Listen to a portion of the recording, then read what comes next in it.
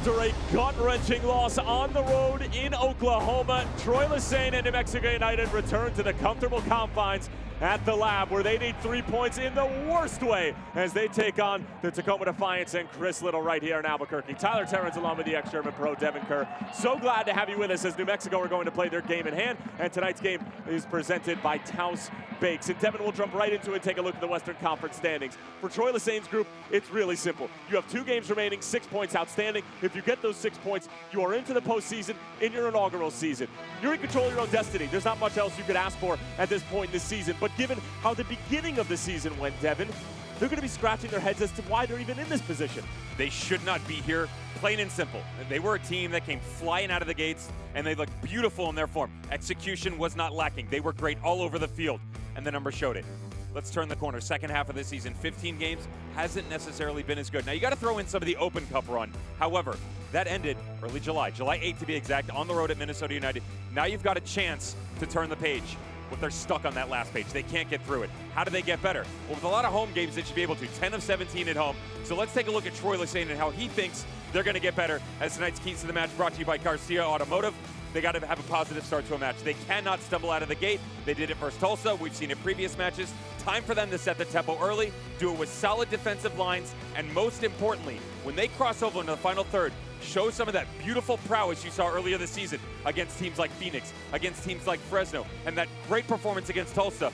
You go out, get that done, you'll find yourself in the postseason. Meanwhile, on the other side of the ball for Chris Little and Tacoma Defiance, most teams in the championship are going to write them off. But New Mexico, given their recent form, certainly can, and given Tacoma's recent form, they most certainly cannot. Do not sleep on these young boys. These are kids that are beyond talented. I do not care what their ages. U.S. Youth National Team players, you've got 8. I said 8 that are 18 years or younger in the starting 11 tonight. That's not a cause for concern if it's them. They do not care whatsoever. They beat Fresno on the road. They tied a Tulsa team, which, by the way, go look at Tulsa and what they've done recently. Just ask New Mexico United. They can get it done, and these youngsters want to prove once again they can play with the big boys. New Mexico United winless in their last 4. This is the wrong time of year to be stumbling, but it's very simple. 2 games left, 6 points, and you're in. It starts right here tonight at the Lab as they play host to Tacoma. It's all coming your way next.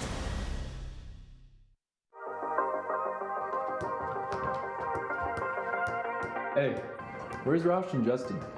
I don't know, bro. Yo, this is crazy. Y'all gotta come check this out. Come on, come on.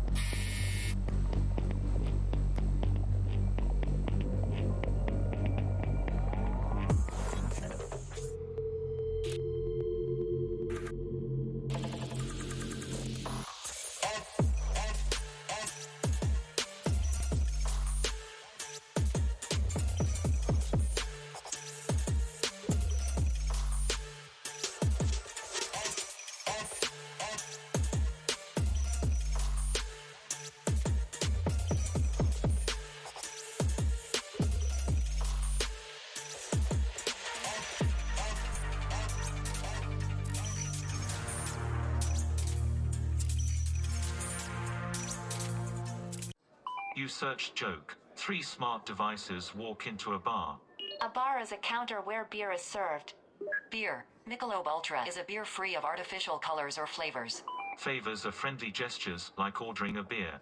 I will have one. No, your operating system is not old enough. Ha, ha. Ha. There's enough artificial in the world. Michelob Ultra. No artificial colors or flavors. Superior light beer. That is a good one.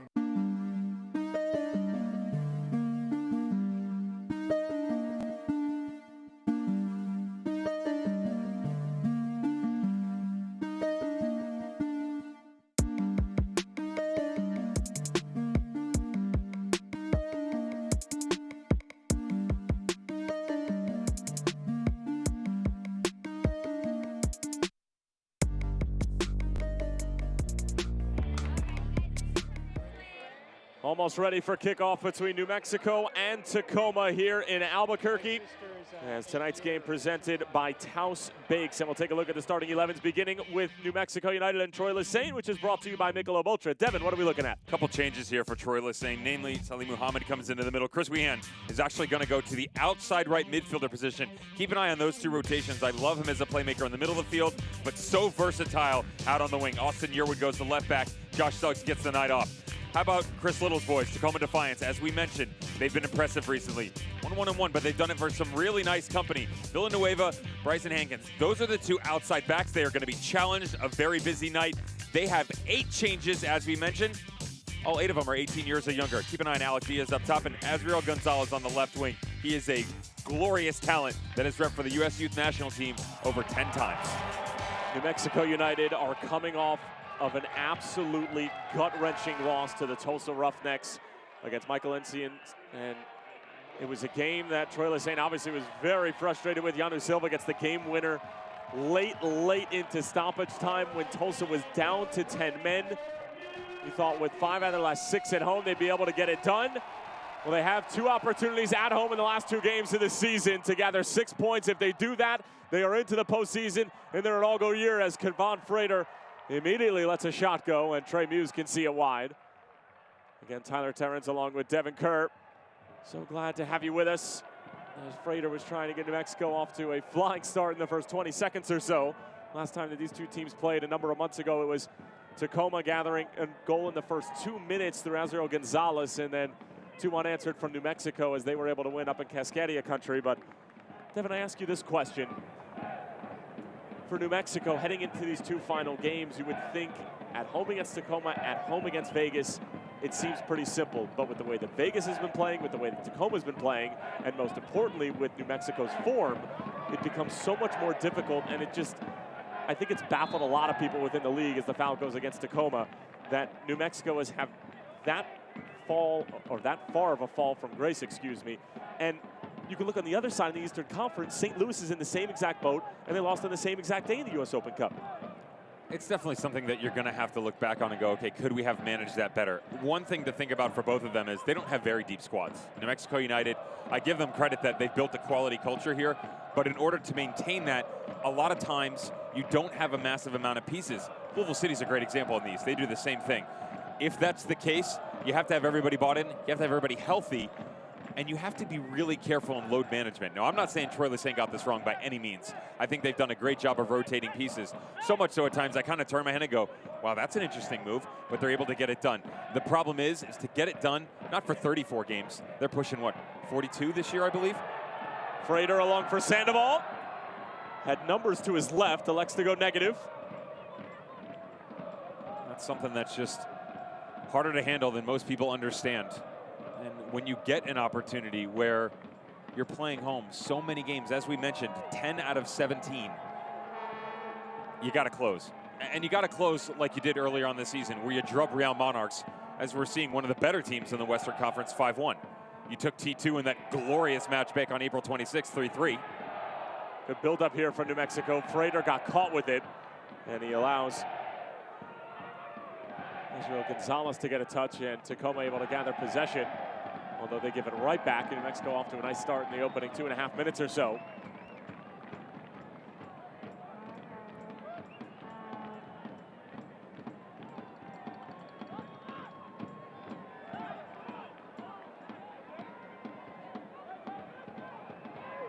Long ball over the top, intended for Sandoval. Muse gathers it, but it's offside.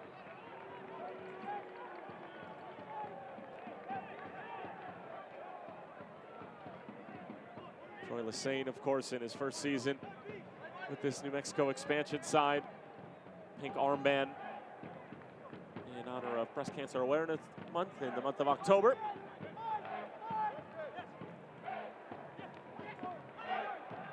Padilla.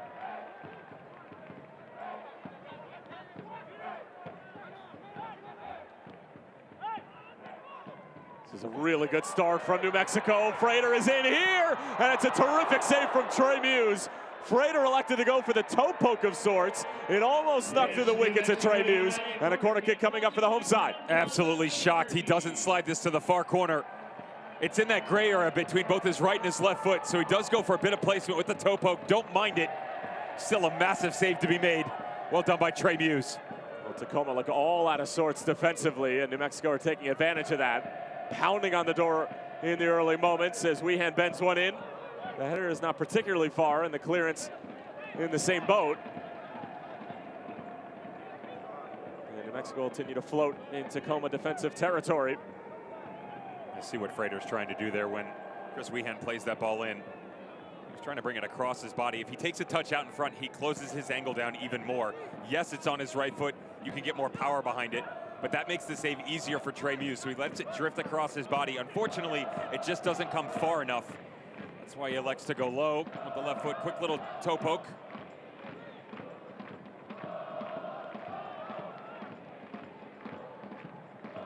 Terrific crowd on hand again tonight at the Lab as the Curse and the rest of the New Mexico United faithful trying to do their part as they know exactly what's at stake as Padilla brings it down with a great touch all the way towards the back post, and it's just out of the reach of Sandoval.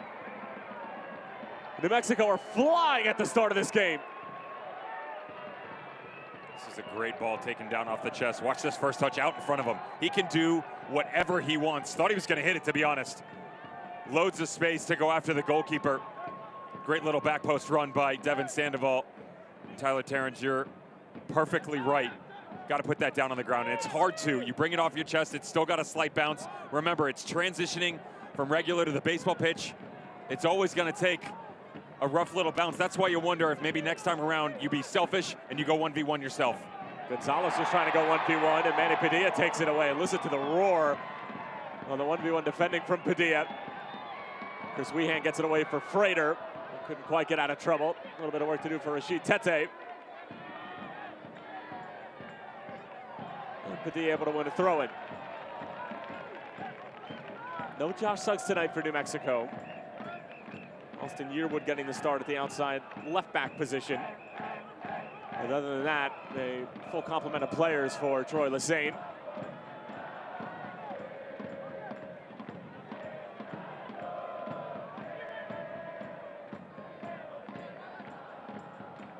And Devin, you mentioned it at the top of the broadcast in terms of Chris Weehan being out on the left-hand side. We haven't seen him there in a while, but having Weehan out on the left, or on the right side, excuse me, with Santimoa on the left, having him out on the wing sort of allows you to get, if Suggs was available, your best 11 on the field, even if Weehan's playing a bit out of position. Well, the other thing that you can do is you can still invert him into the middle, overload some of the numbers, especially the way that Tacoma Defiance likes to play, and allow Manny Padilla to push a higher line. That's something, if you keep an eye on the way that they're playing, they've been doing a bit more recently, really being adventurous on that right-hand side, no matter who's over there.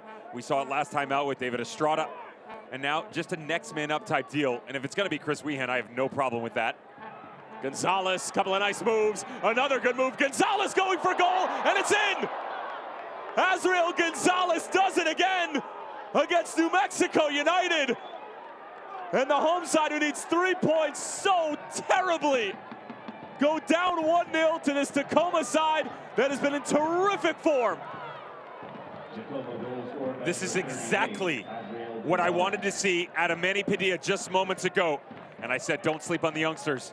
Azriel Gonzalez coming out of the lineups, one of the more impressive talents for the U.S. Youth National Team. Watch his footwork. Quick little touch in, back across his body. Apologize to Juan Pablo for how ridiculous this strike is. Really well done. And you can see the Las Vegas native as he pulls this all the way back to his left side. He's not even sure as to whether or not he gets a beautiful enough kiss off the post. It 100% picks out the far post. Here's Frater looking to lay it off for Weehan, and just like that, New Mexico responds. Bit of a wake-up call. 2 goals in 8 minutes.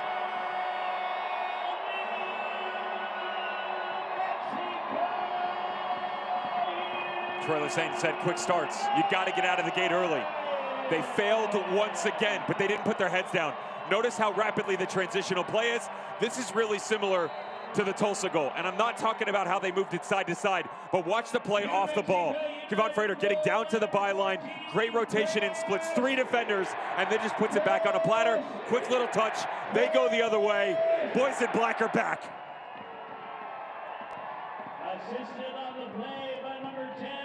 Well, that escalated quickly. Goals from Gonzalez and Chris Wehan.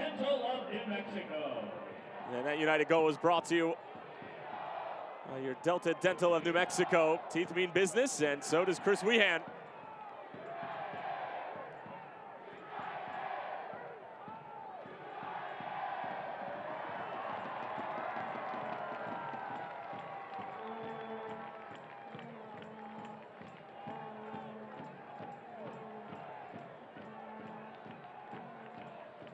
All right, so where do we go from here? You bring the popcorn? These guys certainly seem like they brought the goals. I apologize for not bringing the snacks. Wehan will keep it.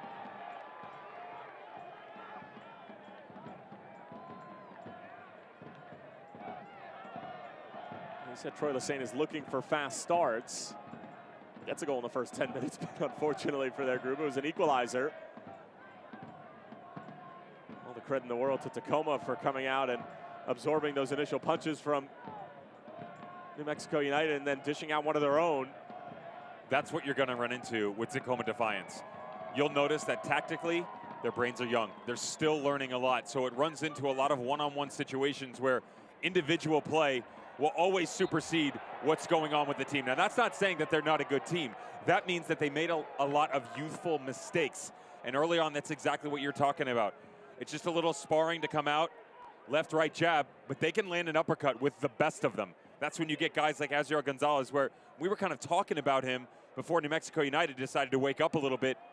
Past 3 seasons, he's trained with Seattle Sounders in the preseason, so that gives you an idea of his talent. We talked about the youth national team, and it's a kid who will just attack, attack, attack. He does not care who's on the other side of the ball. Some notable results for this Tacoma side. They've gotten 4 points out of Fresno this year. They've beaten Orange County, beaten San Antonio, and beaten Sacramento. Now, throw in a lot of losses and some poor results as well, but as Devin mentioned, I mean, this is a group that can play with some of the best teams in the league, and this is a team that almost broke Phoenix Rising's winning streak before Fresno ended up doing so, if not for 3 goals in a matter of 5 minutes from the likes of Kevin Lambert and company. But, I mean, this is clearly a group that is just littered with talent, but putting it together for 90 minutes, when you ask any coach, let alone Chris Little, consistency amongst youngsters is the biggest thing that seems to be void. And you make 8 changes. That's the biggest thing right here. But that is some of the things right there. Chris Wehan's going to get blown. That is one of the biggest things that the developmental academies, USDAs, club systems, travel teams, use whatever terminology you want, that they're trying to replicate compared to teams overseas. You get squads like Chelsea, Liverpool, Real Madrid. One of the things that they do with their age groups is they don't take it by months. They take a calendar year, but they do spread the players out. So when they send these off to these youth tournaments, a lot of times, based upon what's going on in what country, there are certain stipulations as to who's allowed to play.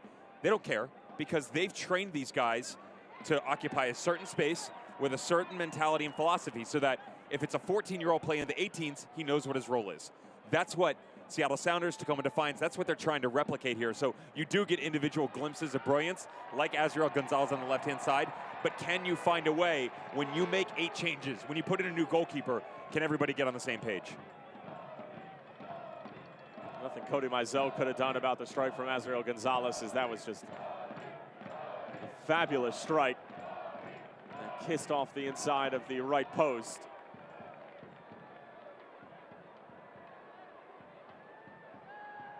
And that will be seen out by Alex Burkholz, the 23-year-old from Santa Monica. The wily veteran of this group at 23 years of age. Played all 4 years of college ball at San Diego State. Santi Moar, a couple of nice moves. Moar still with it. Moar towards the back post, shouts for a handball, not going to be given there. Crowd is up in arms about it.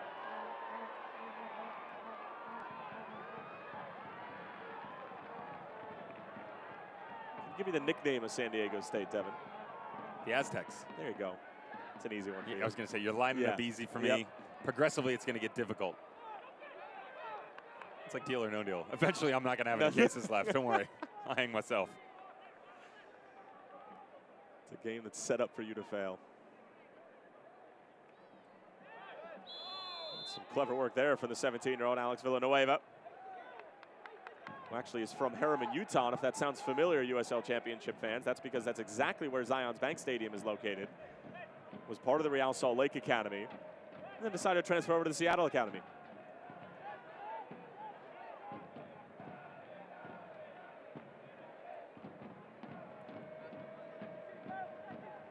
Such a difficult job to be in charge of a side like Tacoma with so many changes, so many moving pieces, but Chris Little takes it in stride. And has certainly put together some very impressive results over the course of the season, and results that have certainly shaken up the Western Conference table a little bit as far as the playoff picture is concerned. And a draw here tonight for Tacoma puts New Mexico in a really awkward position against Las Vegas this weekend, as Burkholz is striding forward. Goes out wide. Hankins. Vargas gets it away and almost stuck all the way through.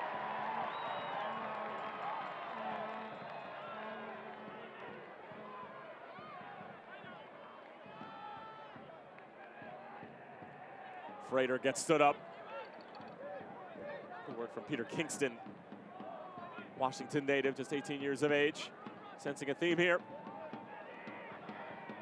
Alec Diaz cuts it back. Challenge in the area. And Yusri Rudolph isn't interested in it. Daniel Robles getting down to the byline. Let's keep an eye on this. A little overlapping run. I'll tell you what, that trailing leg on the backside of it, watch Manny Padilla. It's actually not even the trailing leg, it's the right leg that leading, the initial that one clips him. That's a penalty for me. I'm sorry, fans at home aren't gonna like it. I'm shocked there was not more protest. Absolutely shocked. Weehan. Nice little cut of Villanueva. All the way towards the back post, finding his counterpart in Santi Moore on the left wing. Muhammad. Juan Pablo Guzman sporting a new haircut.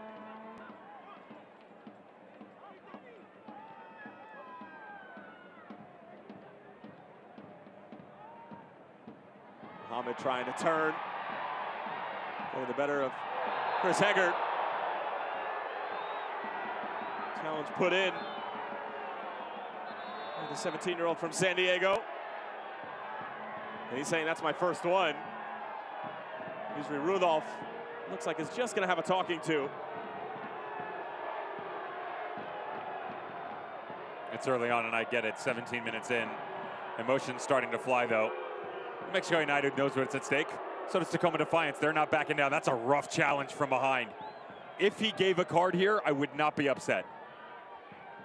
That's some of the backlash you're hearing from United fans in the background.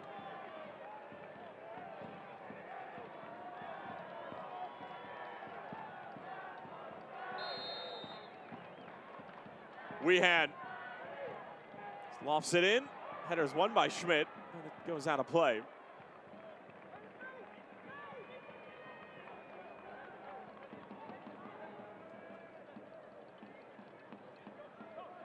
New Mexico will continue to come with the press. Villanueva skirts around Chris Weehan like he's not even there, still with it.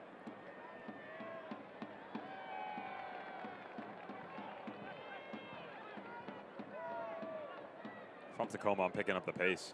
Let's go after it a little bit. We obviously rattled the posts early on, and you let your guard down. How many times have we seen that from these young boys in the white jerseys? Loads of talent, though. Just put the ball on the deck like you're doing right now. Perfect. Quick little touch, move side to side, make them chase. Remember, at the end of the day, this is fun. Let's have a bit of it.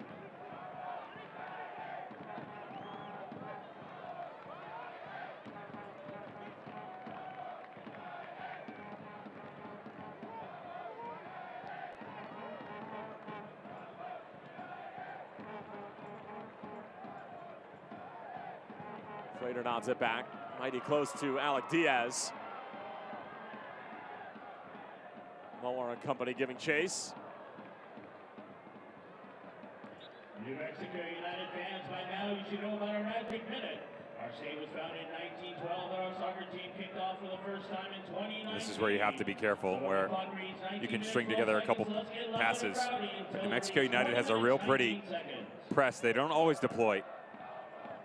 When they do, it is quite lethal in action. It's an intermittent where, just like that, flicking on a light switch, they start to come after you, and they will not stop.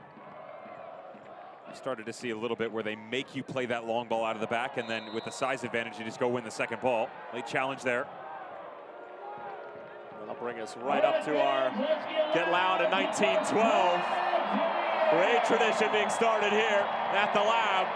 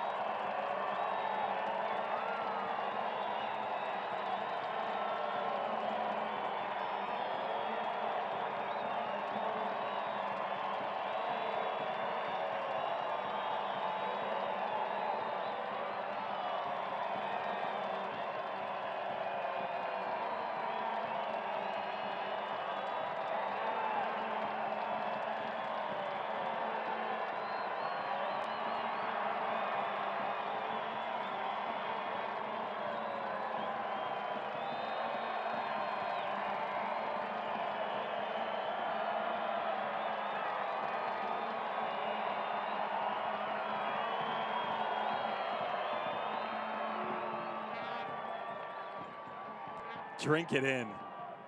That's fantastic. Oh, can you imagine when they kept that up for 90 minutes? We'd be out of a job. No need for us to say anything. Well, they've been doing that the entire season. That's part of Get Loud in 1912, which of course is when the state of New Mexico was founded. They do it all the way until 2019. So quickly off the top of your head, how many seconds is that they're doing that? Carry the one. 67 in most countries. There we go. I was getting there. Yeah. That's right, 67. Yeah. You're pretty good at this. Not the commentating thing, just the math. Yeah, well, obviously. Obviously.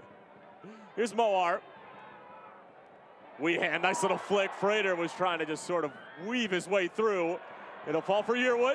He bends it in, looking for Weehan. It'll fall for Padilla. He goes for goal. Big deflection off of Villanueva. New Mexico wanted a handball. They'll have to settle for the consolation prize in possession. Moar. Moore was getting taken down from behind, and a foul's going to be called against Tacoma.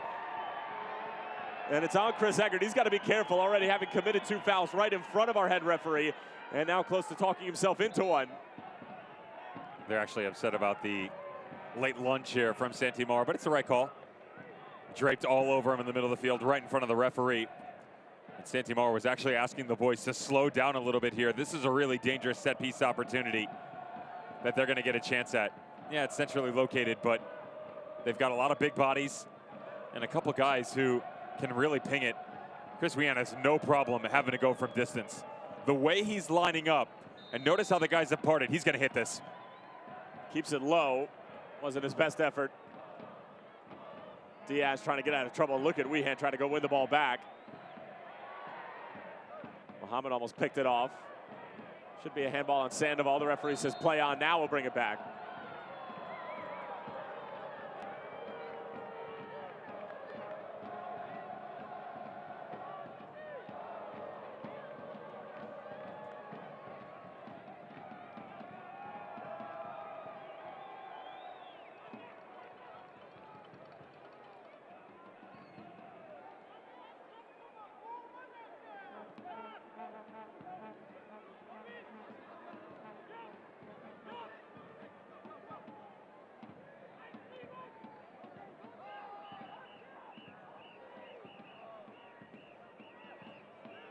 About halfway through the first half, Devin.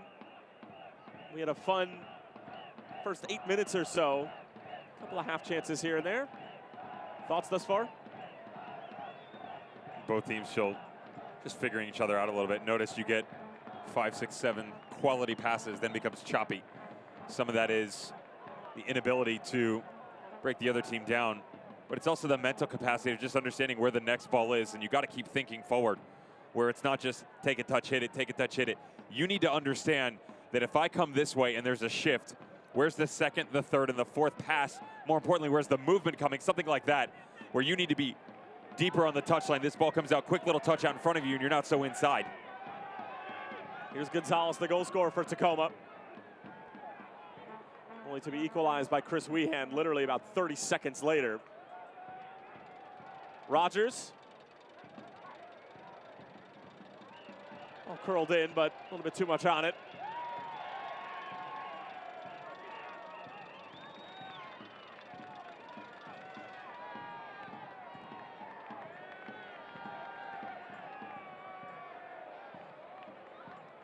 And New Mexico is desperately trying to keep possession deep in their own defensive third. However,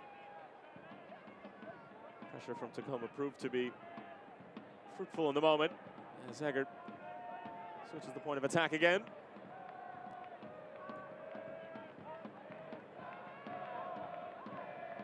Number 48, San Diego State commit.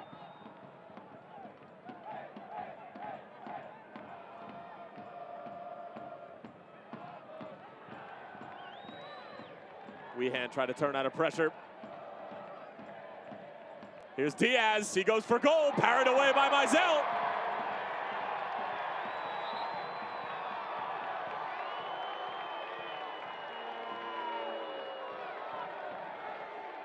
Manny Padilla gets the tail end of this. This is a good save by Cody Mizell, because even if he coughs it up, notice where the ball goes, pushed it to his side. Picture perfect. If you can't get both hands on it, you got to put it in the least dangerous spot, that's to his right, away from the run of play, and allow his outside back to make a play on the ball.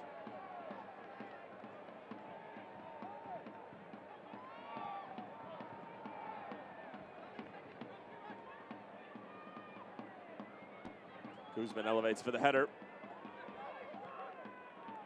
We hand in for Frater. Onside.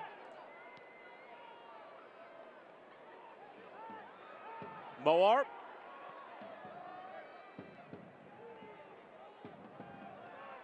Wehan again looking to find the big man Sandoval. Always going to be difficult. One-on-one matchup with Sam Rogers. He's no slouch himself. Not only that, but even if he's able to win it, that's going to be a ball back across the six from a lateral standpoint. And now Frater standing there 2v1 as well. It's a difficult ask by Wehan. That's some of the decision-making Troy Lesesne talks about in the final third, where they work it up, though that wasn't the most beautiful build-up we've seen for them. They get about 80% way down the field. You've got a load of space to play with, and you just launch it with a hope to the back post. There's too much ability by this team. They got to listen to their manager and be smarter in their actions. One of the buzzwords, or buzz phrases, I should say, that Troy Lesesne was using with us on our phone call with him was self-inflicted wounds. And that certainly has been the case if you've been keeping an eye on New Mexico over the past few weeks.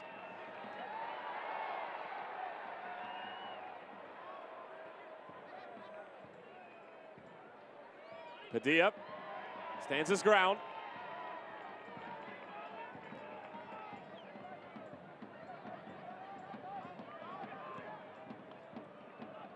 Sandoval onside.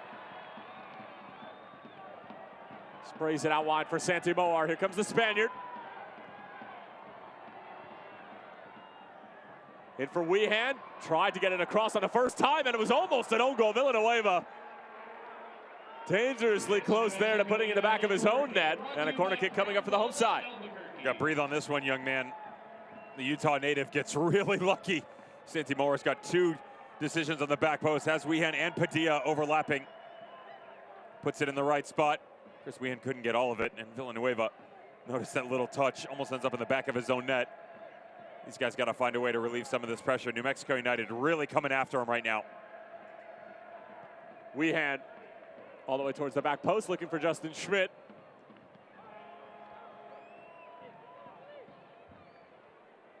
Tete defending. Diaz brings it down and just dumps it into space.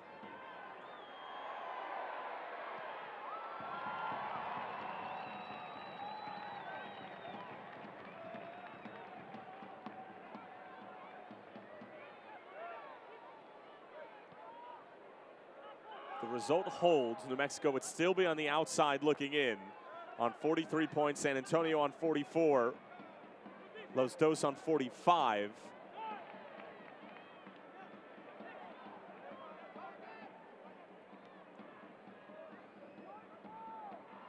Mexico, of course, will be taking on Eric Winalda and Las Vegas Lights this weekend.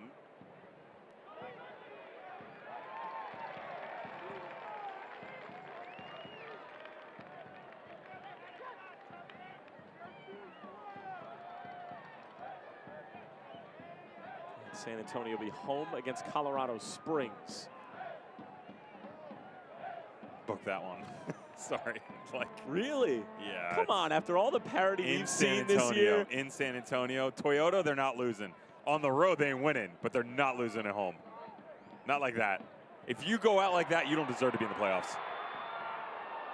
Moar with a nifty interception, but couldn't quite get the pass to come off for Devin Sandoval. Crazier things have happened this year.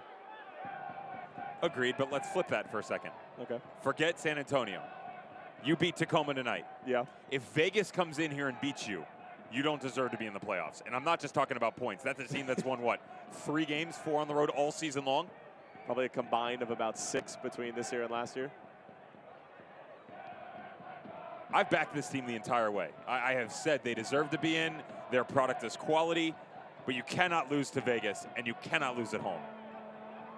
Last game of the season. You also can't lose to a 10-man Tulsa in the last 15 minutes of a game on the road when you're battling for a playoff spot.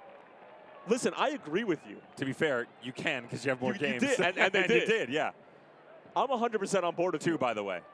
They've won 2 this year. They've won 2 this year. They've won 2, 10 and 4.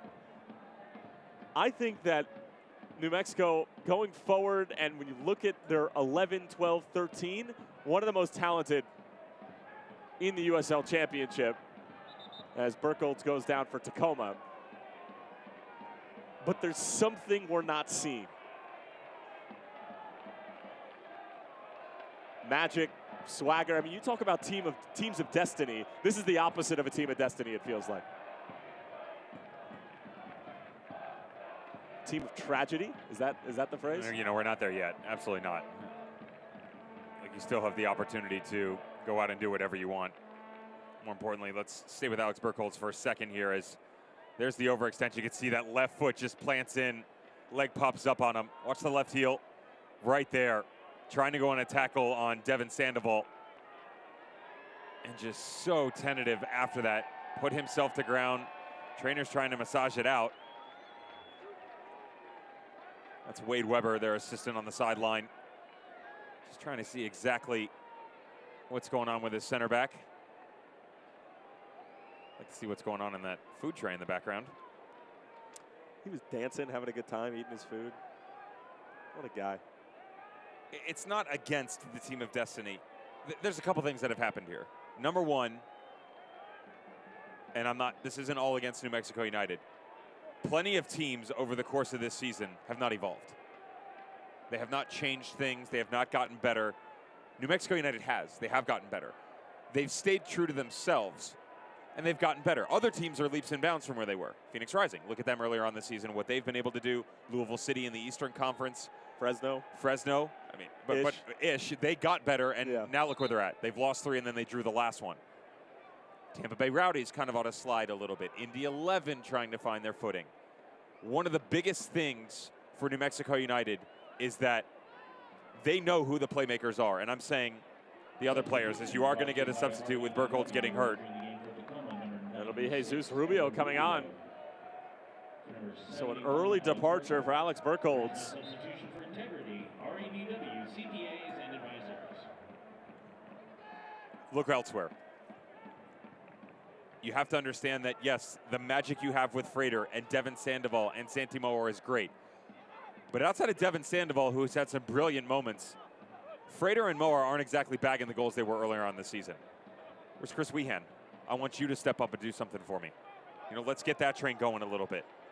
How about my outside backs? Can we get them in one-on-one situations? That's some of the Manny Padilla stuff we saw opening 15 minutes. Don't be afraid to be the hero. And as a player, you have to also take that and put yourself in the driver's seat and go, I don't necessarily have to rely on those guys. Because what then ends up happening is, if these other guys start taking their chances, now the opposition goes, I have to be on the outside back. I'm Villanueva. Manny Padilla pulled the trigger 10 minutes into the game. That ball's not going over my back. I got to be careful in this one-on-one. So now you start to shift yourself out. And now if you're Manny Padilla, you play the cat and mouse game. I can knock it over the top. I can go one-on-one. If everybody knows that you're going to knock this ball into the box, it makes their job so much simpler. All substitutions brought to you by RADW, CPA, and advisors. There's no substitution for integrity, but there was a substitution for Alex Burkholz. And it came from Ever Rubio. Dangerous ball back. Cody Mizell gets rid of it before the danger becomes rather immediate.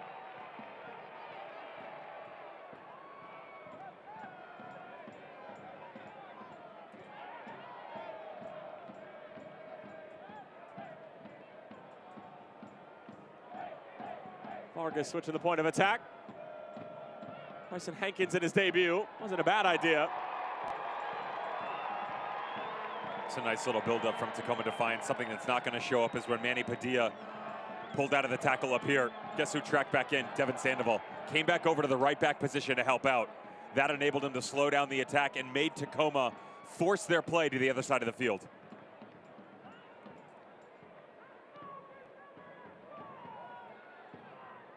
Moar, nice little sidestep. Drives one to the bottom of your screen. Weehan back in.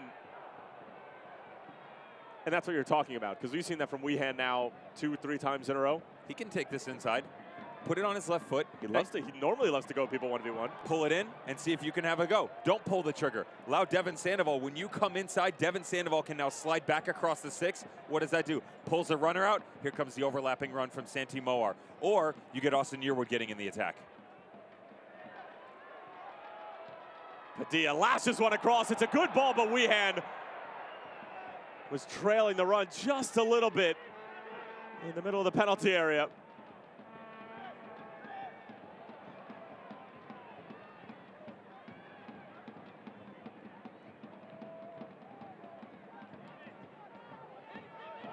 Gonzalez.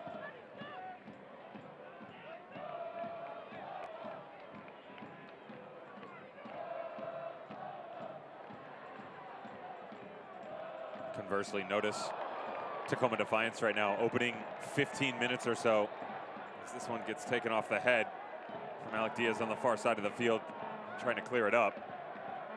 And just give it a minute for a second, and there he goes. They're having trouble going as quickly as they were before because New Mexico United have pinned them so deep.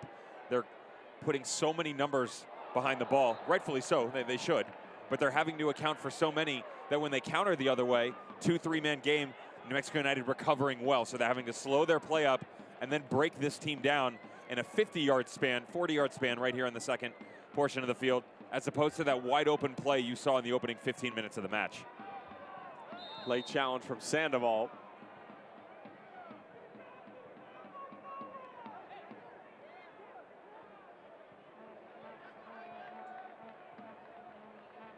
Sandoval with 11 goals on the season, second on the team. Tied with Santi Moar in that department. Both of them trailing Kavan Frater with 14. Weehan scoring his 9th of the year.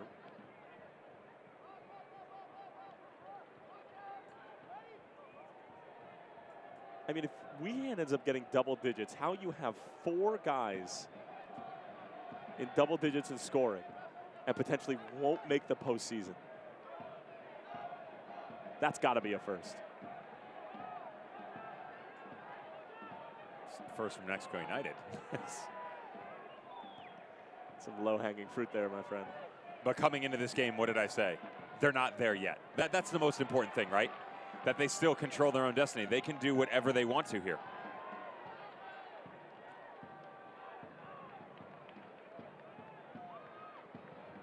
But putting that kind of pressure on yourself in the last couple games of the season, playing against teams who virtually don't have anything to play for. More on that in a moment as Yearwood peels it back. Frater, all sorts of time and space, and it's blocked in front. Good job from Sam Rogers to get in front of the shot from Frater. And given the cannon that Frater has for a left foot, it's not exactly an enviable task.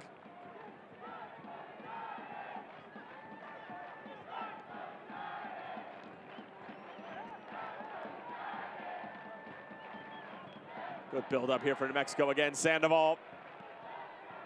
And Muhammad, lackadaisical, trying to find Santi Moar after what was some clean 1-2 touch football from Troy Lesesne's group.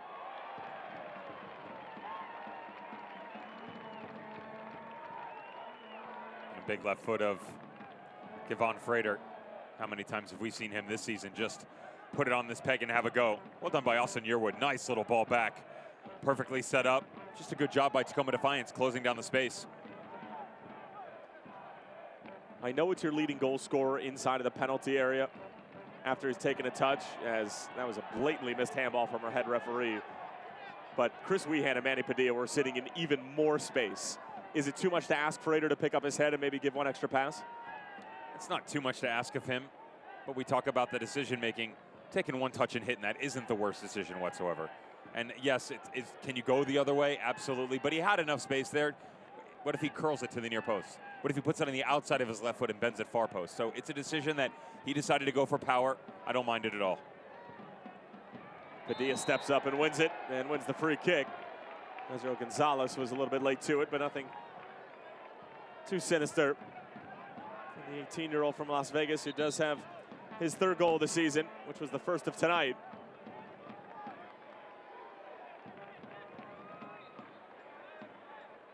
And as Padilla stepped through, Gonzalez just made a last-ditched effort.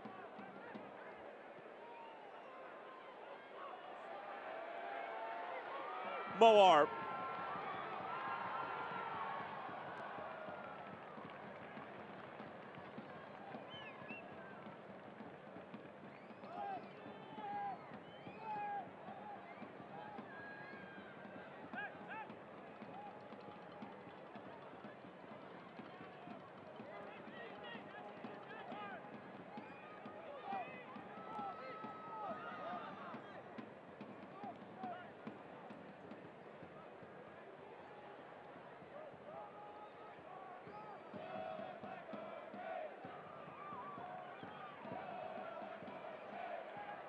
Diagonal ball for Padilla. First time delivery denied by Villanueva. And a corner kick coming up again for Troy Lesesne's bunch. This is something that I've been really impressed with over the course of the season, is their ability to execute from set piece situations. They'll go short here. Wehan. Frater wants it on that left peg again. Salim Muhammad. There's a venomous looking strike from a man who's not exactly a goal scoring prodigy in Albuquerque.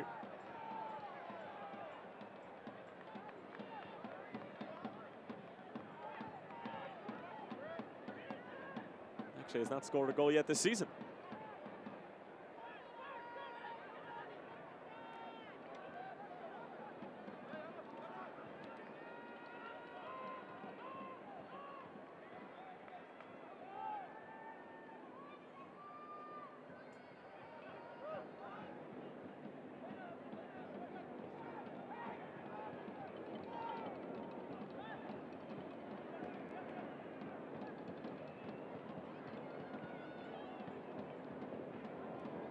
Diagonal ball again, but angled too closely to Mizell. The teams, I think, would be relatively happy to head into the dressing room at this point at 1-1. Be able to regroup and reorganize the tactics.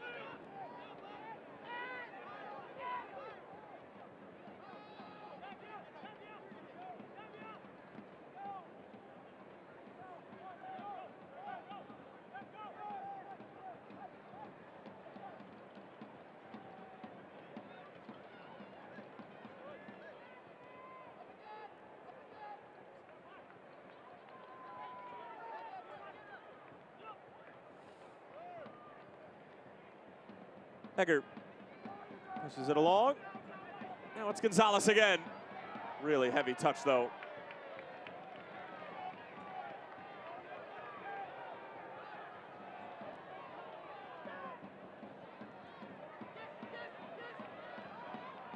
Wehan trying to find Moar. Gonzalez. Played in and really difficult to handle for Alec Diaz. Not a bad idea from Robles. Hey, go quick right now if you're Chris Wehan. Look at Santi Morris rotated over the right. You got a lot of green to work with here. pick up the tempo and go after these guys just before halftime.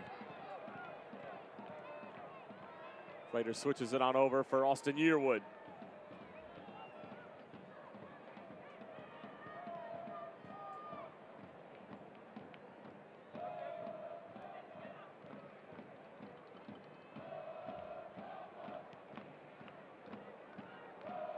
Muhammad.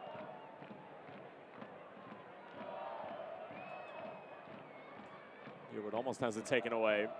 Now you're seeing a little bit of stagnicity from New Mexico and a unwillingness to really be brave and try to pick out that penetrating pass, but credit to Tacoma, who are sitting in nice defensive shape right now. Looked like it took a deflection, but a good sliding challenge coming from Rubio, who came on as a substitute for Alex Burkholz about midway through the first half.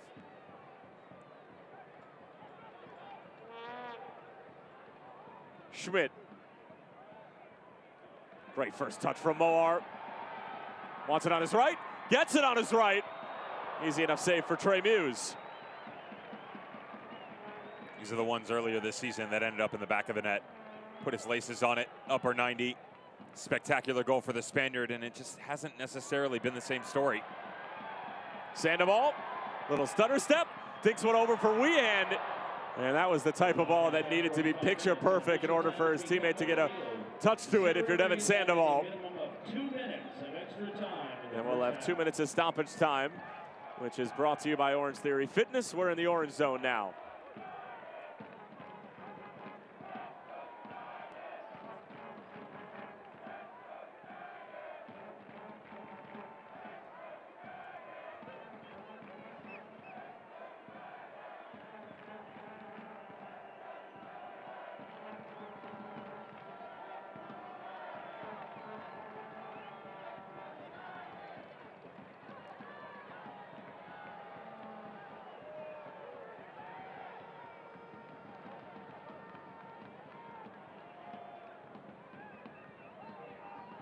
One other game going on in the Western Conference right now. That's the Monarchs and Austin Bold. Two teams that are jammed tight in the middle of the Western Conference tables. This will go all the way towards the back post, but Moore should be able to get there. Monarchs and Austin at 1-1, including a Jack Blake missed penalty. Sandoval. Stood up by Rubio, who's done well since coming on. Good work from Tete.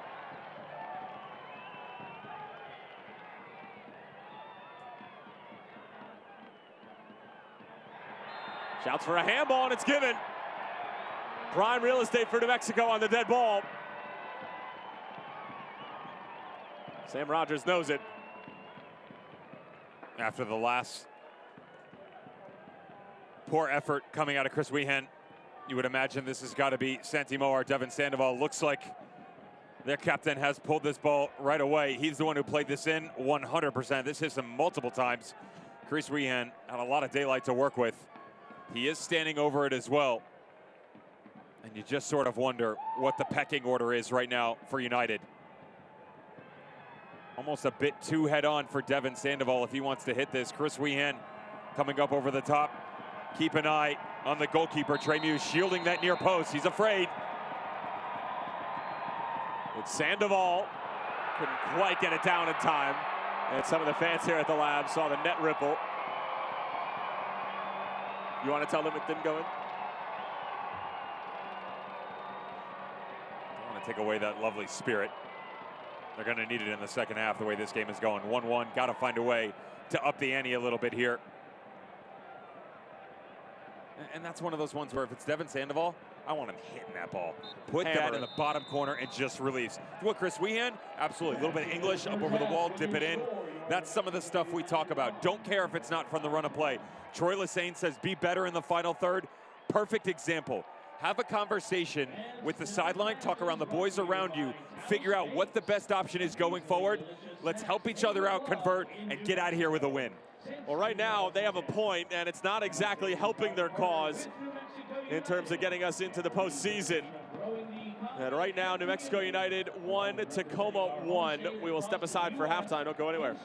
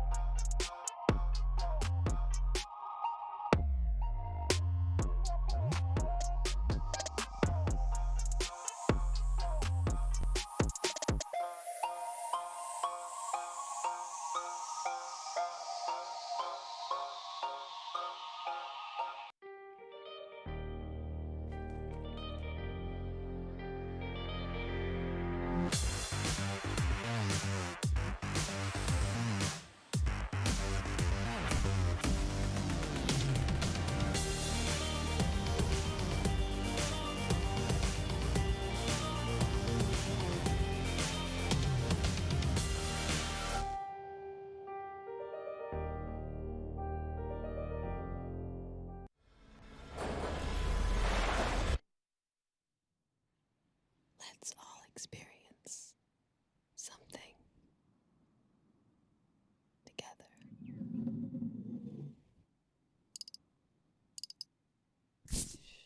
This beer, so pure you can taste it. Michelob Ultra Pure Gold. Beer in its organic form. Halftime here in Albuquerque, brought to you by Taco Cabana. Tyler Terrence along with Devin Kerr. 1-1 is the score after a flurry of goals in a matter of about 30 seconds or so from Azrael Gonzalez and Chris Wehan. We'll have more on that in a little bit, but first, let's take a look at some of the best highlights from this past weekend. Strebo, some room right down the middle, trying to play down the line. Guzman in, he shoots, and he scores! Down the middle again, Guzman trying to split the center backs, tries to chip it, and it's in the net, his second goal! Strebo playing across, skips through, and a hat-trick for Guzman! Oh my goodness! Here's Santi Moore inside the area, and he shoots, and it's a goal. And it's Devon Sandoval from a yard out, his 11th of the season. It is the Roughnecks 1, New Mexico United 1.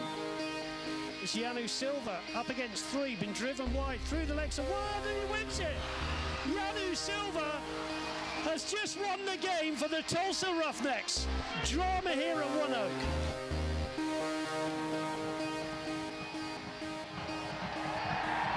A foul in the box, and it's a penalty.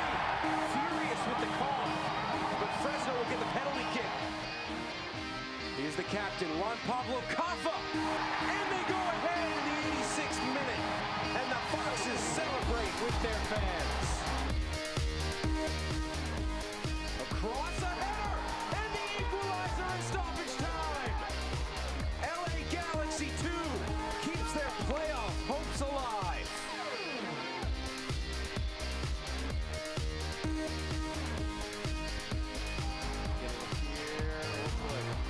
Ball across, it's in, and it is 2-0.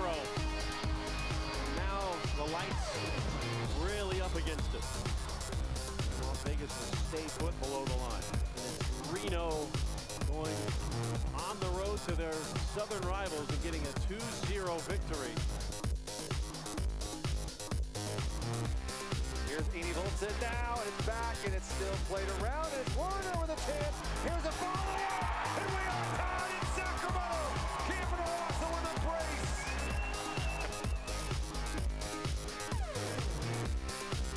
Ball-driven chance for Orange County, and they now scored the third goal of the night. Unbelievable.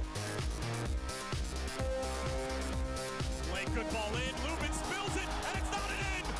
Disastrous mistake from Lubin, and the Monarchs have surely stolen all 3 points from Phoenix Rising, and they have stunned the regular season champions. For the first time in 17 matches, Phoenix will suffer a loss at home.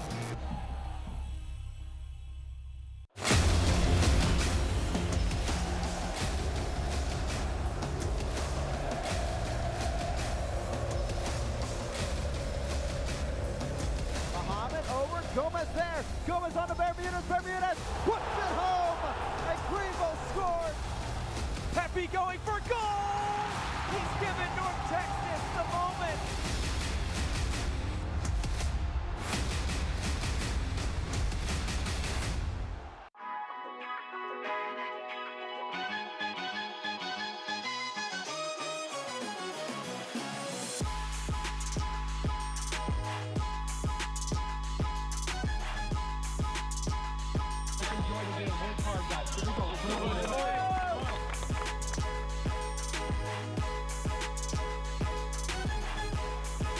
What this club is trying to do is offer a real sense of community.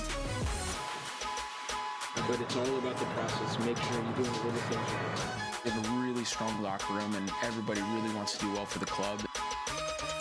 Good afternoon, faithful. This is a big day. This is a big deal for us. This is a win for the community.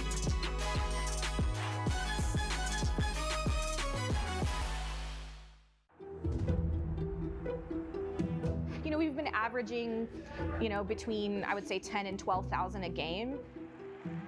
And it is a loud, boisterous 10,000, 12,000, and they love us, and we love them just as much. I mean, it's a reciprocal relationship at all times. We never thought that we would grow this fast.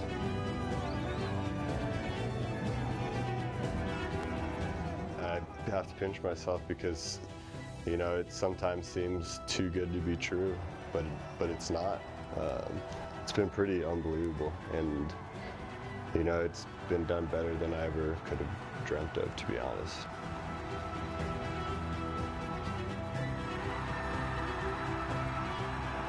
This is a club for New Mexico, by New Mexicans.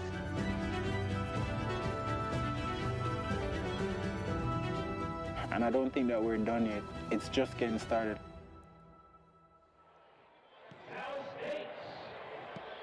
Storylines galore this past weekend, all sorts of playoff movement in both the Eastern and the Western Conference table, and we'll take a look at some news and notes from around the USL Championship. Of course, El Paso clinching their playoff berth, which has eliminated T2 as well. Eastern Conference. Well, there's some big games that were going on tonight, Ted. You had Birmingham Legion and New York Red Bulls 2. Obviously implications on either side of those. 94th minute, 2-1 Birmingham right now. Charleston Battery getting a big win tonight. You had Indy 11 beating Swope Park Rangers. And the Monarchs and Austin Bold still 1-1 at halftime. And of course, we are working our way up to the USL Championship Final. Devin Kerr and Mike Watts will be on the call. And that is going to be November 17th. Book it. Make sure somebody's watching the kids, or watch it at home with the kids, or fly out to wherever it's going to be.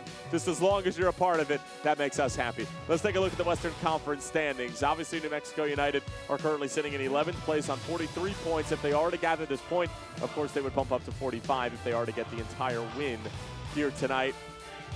And we'll take a look at the upcoming schedule in the Western Conference, and we have some dandies. Real Monarchs and Sacramento Republic. That is a Quail side that is just absolutely free-falling into the postseason. San Antonio is going to be playing host to the Colorado Springs Switchbacks. You would figure that if New Mexico are to slip up either tonight or against Las Vegas, San Antonio with that win could be in as that 10 seed. Los Dos playing host to El Paso, Orange County host to Fresno. It's mind-numbing. Absolutely mind-numbing. We'll continue to move through the Taco Cabana halftime report when we come back. First half stats, highlights, and of course, second half kickoff. Don't go anywhere.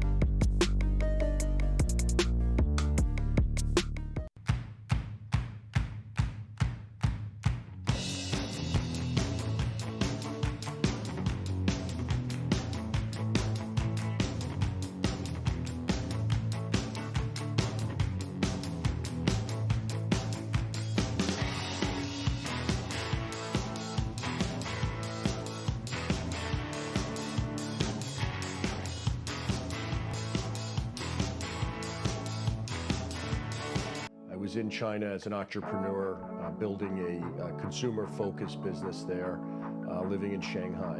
I'm Jonathan Crane, I'm CEO of Crane Shares. I started to see some very major growth trends happening in China. I saw an opportunity to launch Crane Shares, an ETF company that would really help U.S. and global investors better understand how to invest in China. Crane Shares and New Mexico United dare to go where others have not. All right, we are almost through the Taco Cabana Halftime report, 1-1 here at the Lab. Goals from Azriel Gonzalez and Chris Weehan. Those came in the first 8 minutes, and they came about 30 seconds apart. And we'll take a look at how it all went down. Tyler Terrence along with Devin Kerr. So glad to have you with us for a little midweek madness in the USL Championship in the final week of the regular season. And Devin, early on, it looked like Mexico probably could have put in 2 or 3. They had a couple chances in this one with Ron Frater going near post. I don't mind the look again. Goal scorers are going to try and pull the trigger early, and that's fine. Gain some confidence. Really like the laces to the far post, but when the first touch didn't come back across the body, it was hard to release it. You got to pick one. Goes with the left foot poke. That's fine. Manny Padilla hit this ball. Real simple. First touch off the chest is the hardest part. Second ball, put it on frame, put your laces on it, and go after the goalkeeper. He doesn't. The youngsters start to respond. Okay, what are they going to do here? We said a lot of 1v1 situations where that tactful individual brain starts to shine. Azriel Gonzalez pull back across, quick little foot, far post. It's the left, right. Hard to figure out exactly where the decision is going to be. Cody Meisel has to account for the near post run like he always should. He does well, squeaks it into the left side. We're done, right? This is over. No, we are not going to fade quietly into the night. They go with the quick little restart that they've obviously practiced on the training ground. Long ball over the top, go win a 50-50, and then do what you do best. Play in tight spaces, good work off the ball. Frater, quick little ball back across, 1-1. Chris Weehan able to put in his 9th goal of the year. Credit Frater with the assist. And Tacoma, as quickly as they took the lead, see it dissipate. And then more trouble from the youngsters wearing white and black. Good effort here. Cody Meisel parries it away. It's a strong save. I just love the fact that he has the understanding in traffic. He's got to quickly set his line, jump to the right, make a save, and then make sure that if he's not going to get his hands on it, push it away from a dangerous area. Executes perfectly. And this is another one that we talked about where just that final finishing touch has been escaping New Mexico United. Earlier on in the season, Chris Weehan puts his back across the box. Devin Sandoval puts it in the back of the net. Not the case right now. A lot of positive talking points that we can talk about here. So let's dive deeper into what is the goal scoring for New Mexico United. What the numbers you're seeing right now, top heavy. These are the amount of goals scored on the right-hand side. The left-hand number for 17 games. You have 20 out of 25 goals from Frater and Moar that happened in the first 17 games of the season. You've only gotten 5 in the last 15. Got to find a way to evolve. Chris Weehan, Devin Sandoval, they've actually sped it up a little bit. Not a massive amount, but they picked it up in the second half. Teams understand where the big plays were coming from, and they've shut that down. That's why I said, feed the beast in other areas. Go after Chris Weehan. Let's see someone else push out of the middle, because we've seen Weehan do it when he plays in the holding midfielder position. We've seen Ryan Williams do it, but we're not seeing that on a regular basis. Not only that, there have been times tonight, the tail end of the first half, Santi Moar came all the way over to the right-hand side. He was standing next to Chris Weehan, trying to find a way to get on the ball more. At halftime, 23 touches on the ball, 19 are passes. That means he's playing off the ball, first touch really nicely, but you gotta find a way to play off of him, get him into more dangerous situations.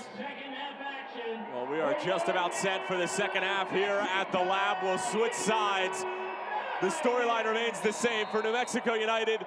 If they want to ensure that they get into the postseason, it's 2 wins in these final 2 games, now 1.5 games, and they're looking for a big response.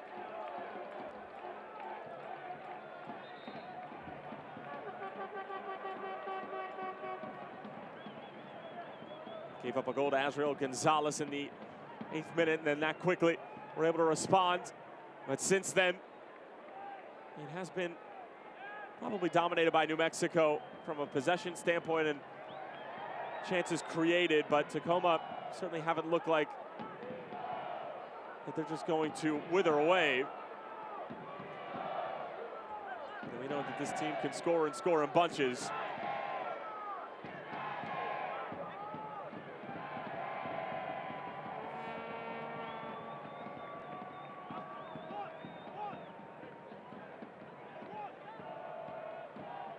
Devin, if you were Troy Lesesne, how are you addressing your team at halftime? I'm going to tell my playmakers to be a bit more selfish right now. Kind of the stuff that we were alluding to coming out of break where, yes, Frater and Moar haven't exactly been pounding the net, but feed it to him. Get this ball into his feet and let him run at people just like this. Have a quick little cut inside and hit one. I don't care if you hit a strike from 30 yards out 5 minutes into the second half. Keep the goalkeeper honest, because not only is that coming from you, now everybody else has to relax as well. Beautiful ball to the far side. Padilla lofts one in looking for Sandoval. Weehan brings it down, and it wasn't a bad idea. It's a solid start to the second half. And this is some of that evolution that we did talk about, where if Santi Moar isn't going to pull the trigger, who's going to be the next man up? Quick little ball to the far post. And then you just step back in. Got to trust yourself. Not only earlier on this season does that go back in the net, that's the same thing you saw when he was at his best at Reno. Chris Weehan takes it off his chest, leans over it, knows exactly where this ball needs to end up. Former New Mexico Lobo just trying to make good right now.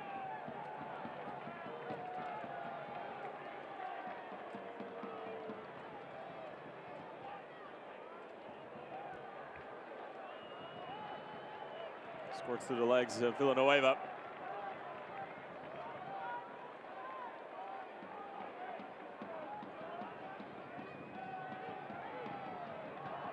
Full time between Birmingham and New York Red Bulls too, so that means heading into the final weekend of the season. Birmingham in 9th on 43 points, Charleston in 10th on 43. Birmingham with the edge in the win column, St. Louis on 42 points at 11th. Bent in, Sandoval skips over his head. Moar lays it off. Frater couldn't quite get the shot away. Back out for Moar. Now he tries to put it on frame and scooped up by Trey Muse. You just wonder if the confidence is lacking for Frater here. I understand it is a big ask for him to hit this first time, but it's on his left foot. Sits up nicely. Moar does a good job rotating this back across. Lean over your body and just put your lace on it. At least put it on your instep and put it on frame. Worst case scenario, in traffic, the goalkeeper coughs it up. You saw how close Devin Sandoval was. Certainly seemed a little bit too nonchalant from Frater, who was inside of the penalty area and obviously is going to be at the top of every scouting report of any team that comes to the Lab or when New Mexico travel. Having scored 14 goals this season and a couple of big ones in the U.S. Open Cup.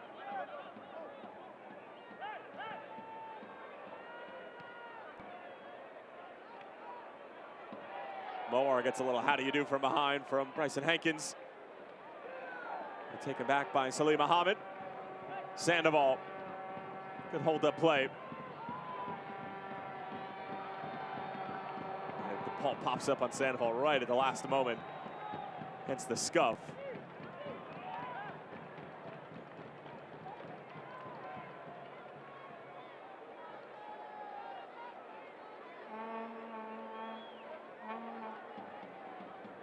Dev, quickly on the East. I mean, you've liked Birmingham this entire time, but you have Birmingham playing Pittsburgh, Charleston playing Atlanta United too. In their final games of the season, who do you like? Shaking in my boots and some of the extracurricular activities I've done with you. It's going to be a difficult one. Let's say this. Love the fact that it's the final game. There is nothing more exciting than the amazing opportunity for these squads to prove their net worth at the tail end of the season. It's the play-in game before the play-in game. I see what you did there. Yeah. Notice my political response. I really didn't say anything. You didn't. I just danced around it. Austin Yearwood clips it in and actually rocks off in the face of Sandoval. He was not trying to head that. It came in so hot from Yearwood that he couldn't even really try to steer it on frame. But good work again for New Mexico in the opening 5 minutes of the second half. Well done by Austin Yearwood and his left foot. Good speed explosion down to the byline. Beautiful ball whip back across. And sometimes you're just asking for a quick little redirect. Devin Sandoval almost didn't know what hit him. It comes with that much pace. Stay up here, keep a high line. That's one of the things that I was really impressed with as the first half started to close itself out, was they made it very difficult for Tacoma to play out of the back. Moar. Weehan wants it. Padilla shouting for it over on the far right side at the top of your screen. Guzman will turn back towards the bottom. Yearwood. And New Mexico will be patient here.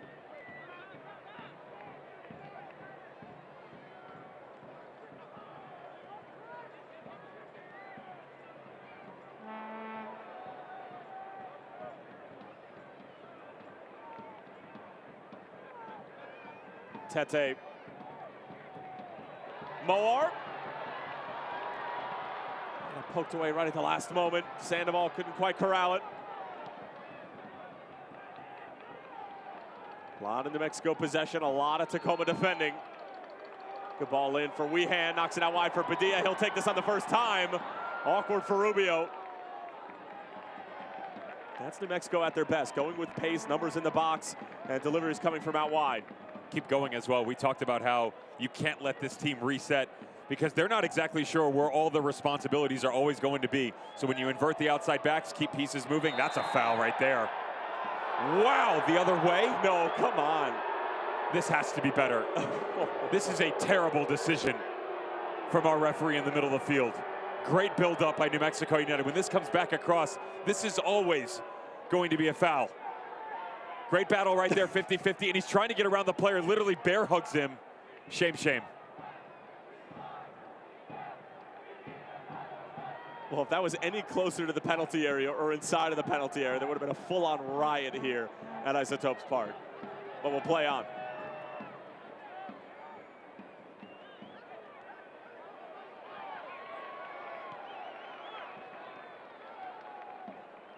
It's so crisp from New Mexico. Whatever Troy Lesesne said at halftime seems to be working. Can they muster something up, though? Muster up a game winner, or perhaps more. You can see them get 3 points and into the playoff picture, heading into the final game of the season against Las Vegas Lights this weekend.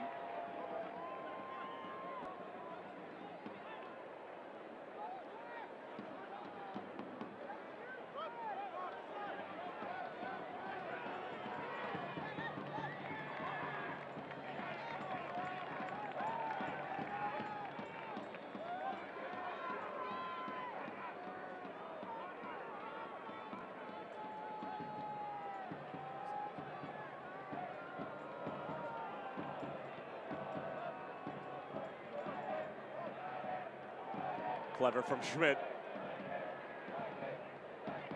Morrow will take the inside.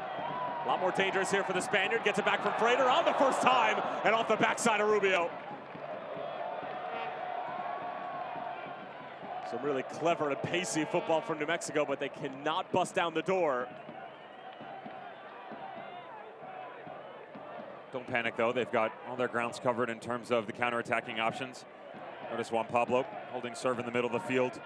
Knows that he's going to be the one to usher this thing side to side, but if it breaks down, gonna have to track back and help out. One of the more impressive assets that they've really put into their game plan, where they can allow their outside backs to get high, and he does not mind occupying that space.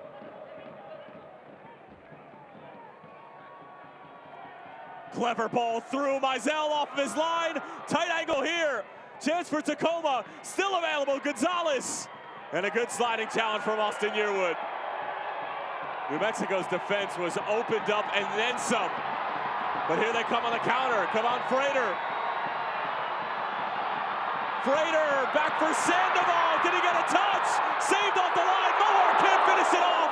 Brilliant goalkeeping from Trey Muse. Back and forth we go at the lab. We got something great brewing in the second half. This is why Trey Muse himself was getting reps with the U.S. Youth National Team, the U20 specifically, product coming out of Indiana. You start on one side of the field, one-on-one Azrael Gonzalez. This back line has to be better. Let's turn up the heat, go the other way. Beautiful save in transition, and then the second one to react, Trey Muse keeps it even. Well, New Mexico are bringing the heat like this is a playoff game, and Tacoma are answering the bell.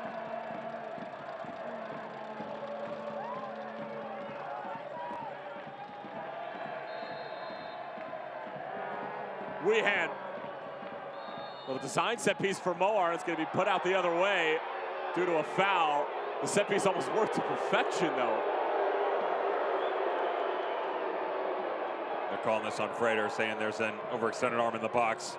Troy Lesesne beside himself on the sideline, but they got to stay focused. This thing's starting to open up, and notice all the white shirts that have made their way really high now. This is something that New Mexico United have not seen yet in the second half. It's more so what we saw at the beginning of the match. Beautiful step. Frater wins it. It's for Sandoval. 1v2. Weehan goes for it himself, and it's right at Muse.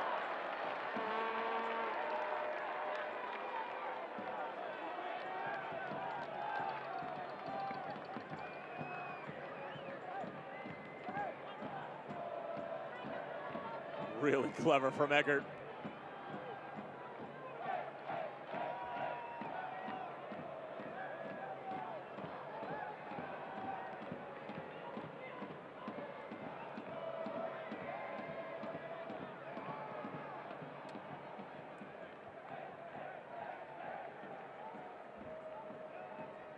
Comes off of Marlon Vargas, but on the wrong side of the corner flag if you're on the New Mexico side of things. Vice versa for Tacoma. They can pin New Mexico deep in their own defensive third now.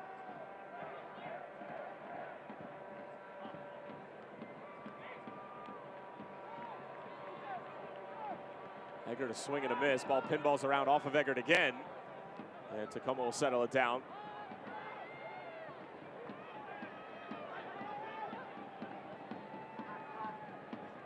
Hankins, his professional debut. Good play from Austin Yearwood.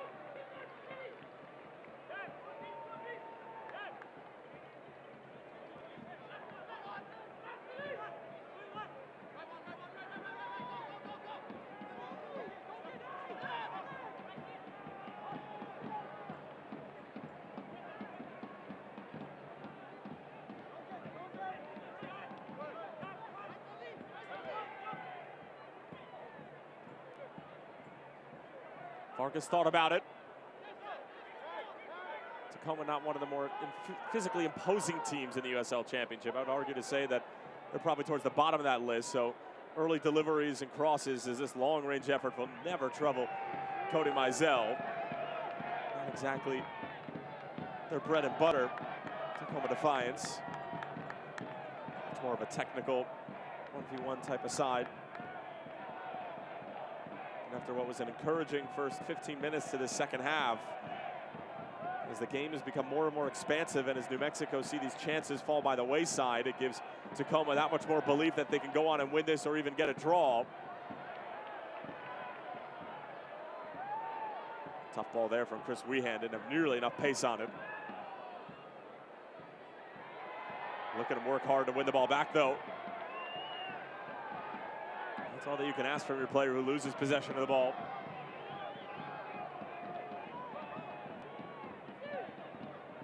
Credit to Troy Lesesne in that aspect, though. Think about it, where how many games have you had in the second half of the season where as a manager, you just turn your head and go, man, that got away from us. So, well, there's no magic tonight. Yet continuously finding a way to reinvent the scenarios of let's do this, promote positive vibes within the squad. And no, it hasn't been the best, but they're still right there.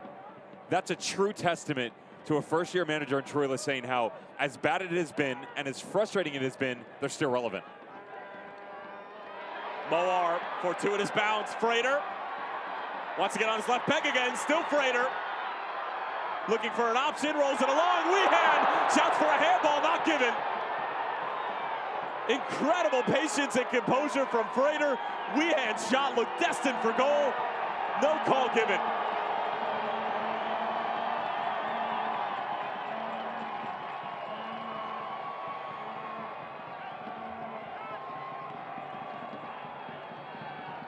Schmidt, big diagonal ball, and that'll roll out of play.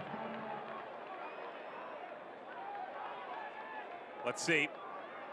Whoever has the gold makes the rules, right? And black and yellow ruling the night right now. Quick ball back across, and does this come off the arm? That's a rough angle to tell from. He does turn his back. You can see him turning away from it.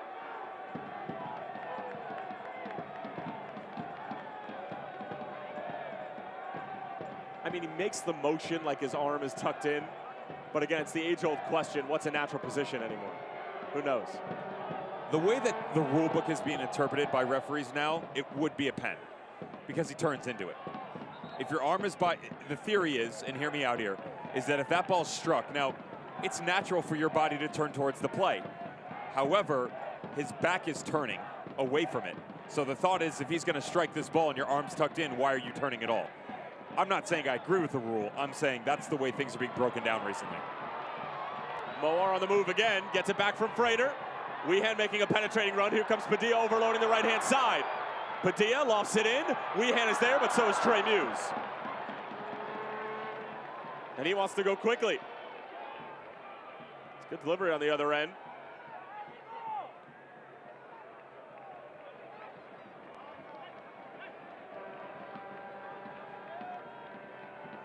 And well done by Justin Schmidt. Just slow this down for a little bit. Pretty much going non-stop for better part of a quarter hour now, and questionable calls by the referee, both in the middle of the field and the one just now. Not the best look at it. See if we can work on it for you. Difficult to tell. But now collect your thoughts. Realize you got just inside 30 minutes to go. You've been on the front foot here, and don't shy away from that, but don't give the other team another opportunity to plow back into this. Villanueva. A couple of decent moves. The delivery wasn't quite up to par with the skill.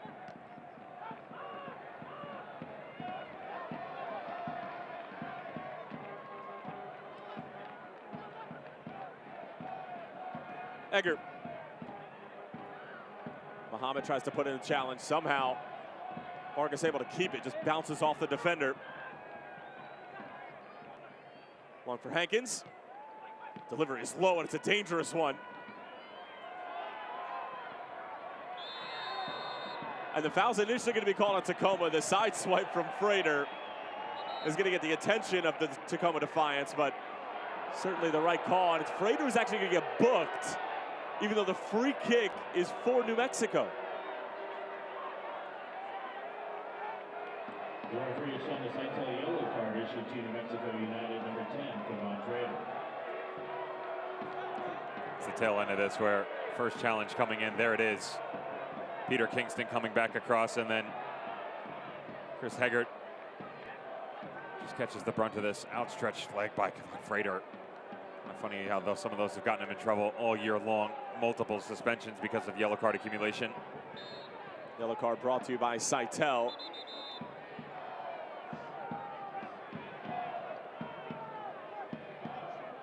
And Chris Eggert, who is in his first professional season, has taken knocks much worse than that. And when he was 8 years old, diagnosed with liver cancer, he had 6 or 7 tumors when he was playing for the San Diego Surf, and such an incredible story of his fight as Sam Hamilton comes on and replaces Salim Muhammad. But Chris Eggert in his first professional season wasn't ever sure if he was going to be able to play again, and it was just a terrific story in terms of the sheer willpower of him and what the beautiful game did for him when he was in the hospital, and just sort of always having the idea of being able to get back onto the field. A little bit more on that in a moment as Santi Moar drives towards the byline, lofts one in. An awkward clearance from Tacoma allows New Mexico to recycle for seconds.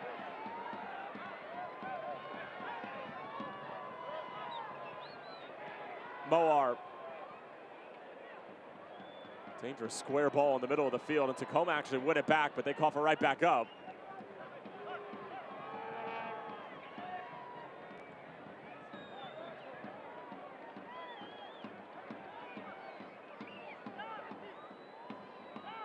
Hamilton.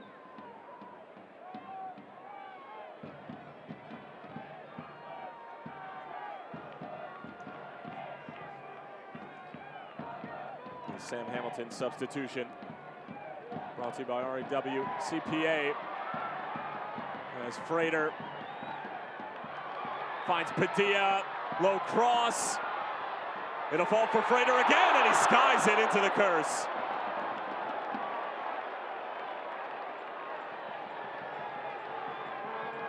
You feel like eventually one of these is going to go in. This is dumb luck, to be honest, that it ends up on the doorstep of Frater again. Terrible clearance coming out of the middle by Tacoma Defiance. Ever Rubio gets really lucky. He was the substitute who came on for Alex Burkholz, who went down with that injury in the first half. Ever since then, he's had his hands full. Middle defense next to Sam Rogers, trying to find a way to push all of these countless attacks from New Mexico United away. That's another one. Frater, he does have a tendency where putting so much power behind the ball, he'll lean back, sky it up over the top. That's another one that gets away. Vargas lays it off. Here is Eggert. Comes in your side for Bryson Hankins.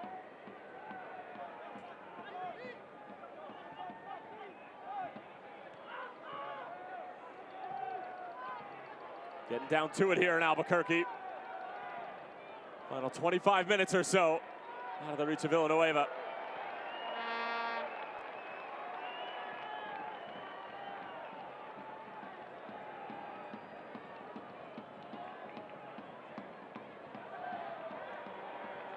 Substitute Hamilton.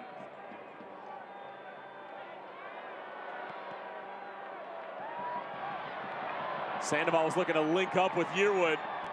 Kindly falls to him though. Now it's Chris Wehan. And they'll want to make the most of this. Juan Pablo Guzman.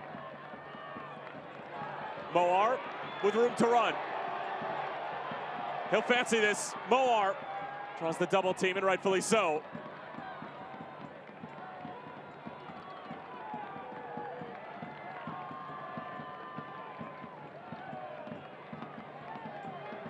Back for Moar again.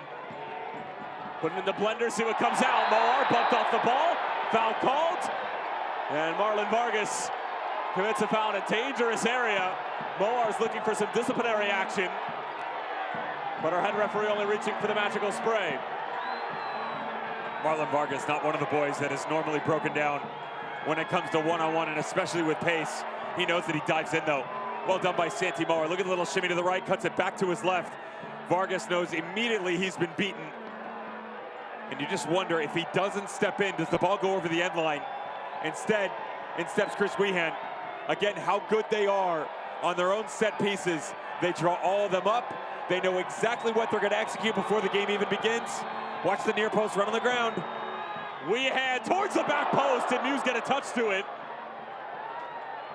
The assistant referee wasn't making a motion. The head referee ends up making the decision, and he points to a goal kick. He has Frater on this near post run instead. Chris Wehan going to the far post. He hits this quite nicely. Is there a deflection? But Trey Muse touches that ball. That is a corner kick all the way, and another chance where New Mexico United has really gotten the short end of the stick from our head referee. Troy Lesane wants to keep the spirits high and continue to encourage his team to push forward.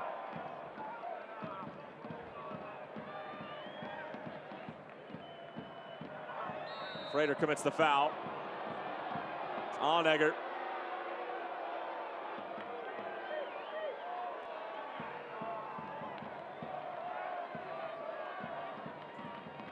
This is certainly setting up some drama for the final 20 minutes of this one.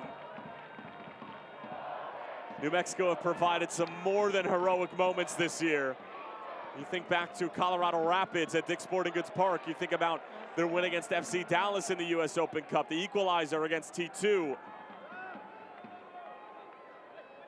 So they have a couple of more moments left in store to finish out the 2019 regular season and to give them a lift into the playoffs. You would figure against the likes of Tacoma and Las Vegas that you shouldn't need the drama. They didn't figure they'd be in this spot at the end of the season either. Sandoval, that's a great ball across, but nobody was making the run. Or the only run being made was Chris Wehan, and it was towards the middle of the field. It is almost ironic that all of those moments they had earlier this year are starting to go against them. The comeback with Phoenix Rising. The late goal for Tulsa Roughnecks, down to 10 men, and they somehow find a way in the 96th minute to get it. And how good is this? Stephen Sandoval, outside of the right foot. The club's first signing, scored the club's first goal. That 1-1 draw. Seems like eons ago. But there has to be some magic left in it. When you talk to this organization, whether it's Troy Lesane, Peter Trevisani, you go into PR and Lucas Cash, they all have such passion behind them. All of that funnels into the players. And at some point in time, this is a pressure cooker where the lid is going to blow off. You just hope it's not too late.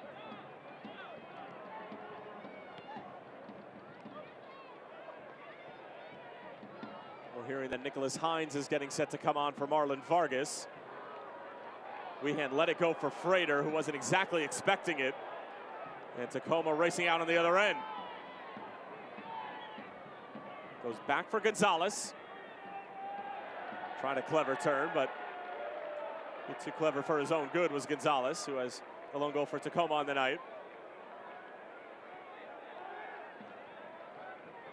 It's an interesting move for Tacoma Defiance. You bring him on, a world of talent. It's a guy who they primarily play at left back. Now you do have the option to rotate Azriel Gonzalez over to the right, push Villanueva up into the middle, but you would think the fresh legs might come on the attacking side of the ball and try to go after this thing. You got nothing to lose. Same token, they know that they can partially seal the fate of New Mexico United, even if they get into the draw. What do I mean by that? If they do not get 3 points, San Antonio now holds all the cards.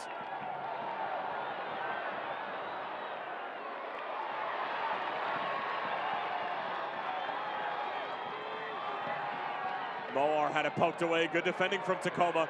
All the credit in the world to this Chris Little bunch, who have been mighty, gritty, gutsy, and brave in their performance tonight in front of a raucous, rabid crowd that is starving for 3 points.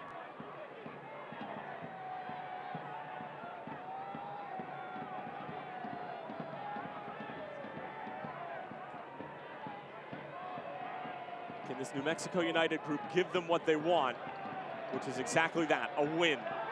As Tevin mentioned, a draw, and they're forced to hope for a result from a team that has not gotten them by the boatload. And Colorado Springs switchbacks as Hines will come on and replace Vargas here in the 73rd minute. Substitutions brought to you by RADW, CPA, and advisors. No substitution for integrity. And on comes Hines. Very athletic and pacey player for Chris Little that you can insert most likely at an outside back position, or you can put him as a winger. That's what they've done. They moved him at outside back. Villanueva pushes up into the middle. Azriel Gonzalez comes over to the right-hand side. He's going to have to keep his eyes open because as deep he's going to be pinned. He's now matched up with Santi Moar, and that side has been very active in the second half. The way this field is broken down, Santi Moar did not see enough of the ball in the opening 45 minutes. You talked about the changes that Troy Lesesne would have to make to get the Spaniard on the ball. They've done that. Now it's time to execute. And what do you do when you've got a youngster that's come over who's put together a pretty solid shift of his own? I'm running right at him. Run him into the ground and really test the resolve of the youth. Well, the resolve has been omnipresent tonight. And they were on the front foot after the opening goal from Azriel Gonzalez, but 30 seconds later, Chris Wehan put one in on the doorstep, and we haven't had a goal since. Those goals came in the 8th minute.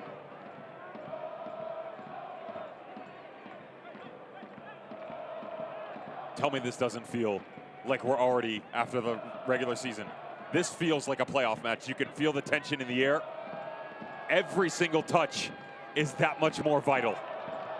Frater, good ball in, but Wehan stumbled over it just when the moment was asking the most of him. Now Villanueva going the other way. He has the assist on the Gonzalez goal tonight and does well to keep it.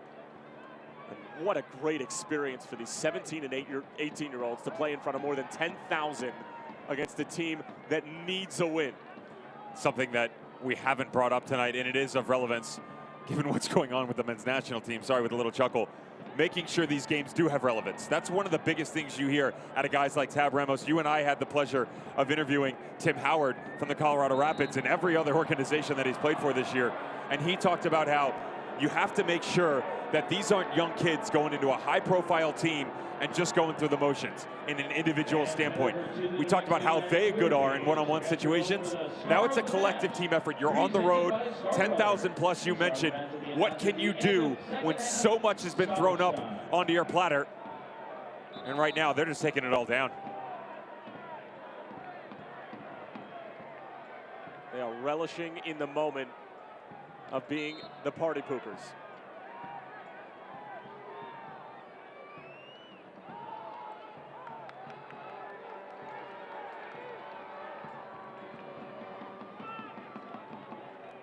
Schmidt.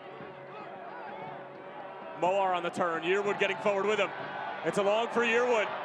Yearwood into the middle, and good defending from Sam Rogers. He's had a wonderful night. You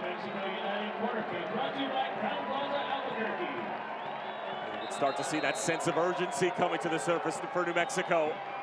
A point does not do them any good.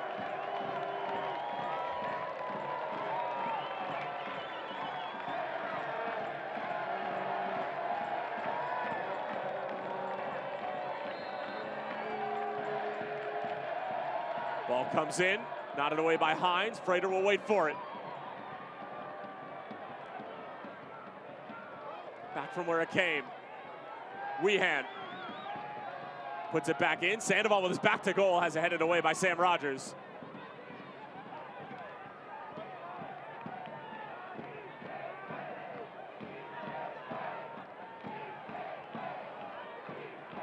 Yes, we can is the chant.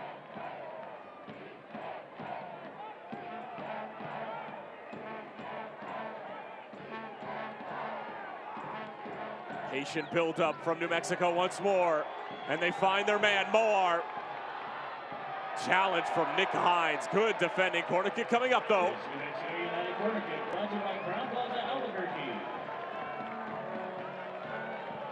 This crowd is ready to erupt at a moment's notice.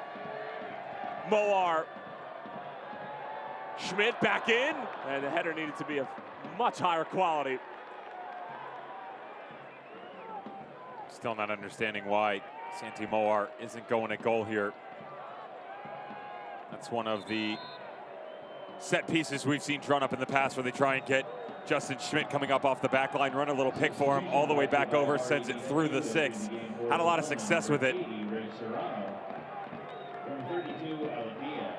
Serrano comes on, Alec Diaz will come off. Again, all substitutions brought to you by REDW CPA and Advisors. There's no substitution for integrity. Alec Diaz had some moments in the first half, and with New Mexico having more than the lion's share of possession in the second, had a rough go of it, but Serrano, fresh legs in the 79th.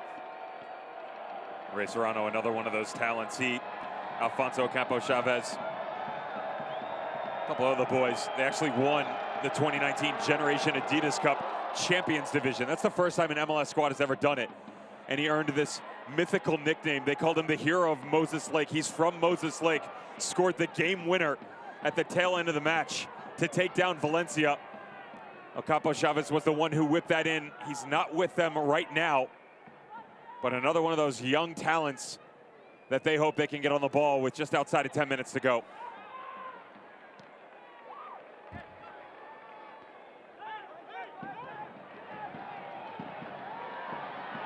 Sam Hamilton, just out of the reach of Rogers. Frater, it's a little bit of rush there. Nick Hines makes an absolute mess of it, though. It falls for Weehan.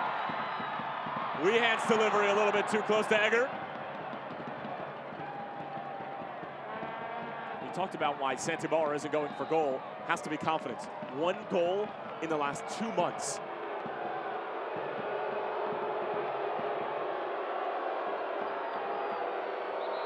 There's no reason to boo here. It's outside of 10 minutes. He's not trying to stretch this game out and kill the clock.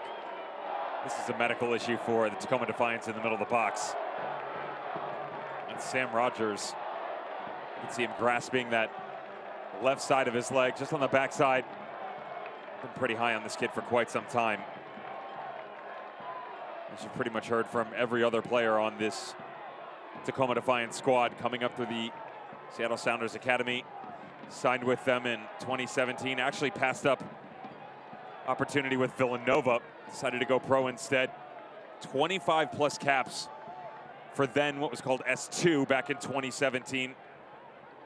Time in preseason, and again, just looking to continue that progression. One of the guys that enables them to play in a 4-2-3-1, 4-3-3 is him stepping out of the back, converted former midfielder that has such a high IQ, and they would hate to lose him at any point in time, yet alone with 10 minutes to go.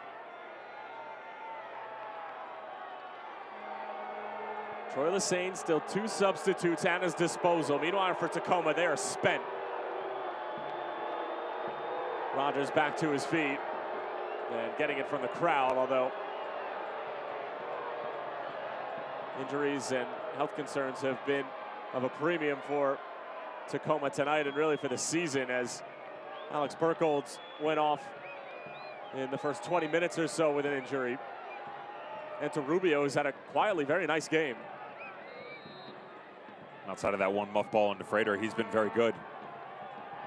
And you do wonder that the way that they play, if Troy Lesesne's going to make a change at outside back, bring on fresh legs and Ethan Sampson, and go after the right side of Tacoma Defiance. Remember, that's a 16-year-old getting his debut at the professional level, going up against Austin Yearwood and Santi Moar. Hats off, young man.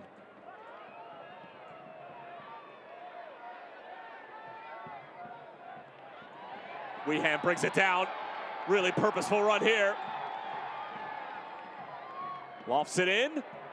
Header back in. Sandoval is there. Loose in front, and somehow New Mexico don't get a toe to it as Sam Rogers who made the play along with Rubio. And we'll have another stoppage. It looked like an awkward play.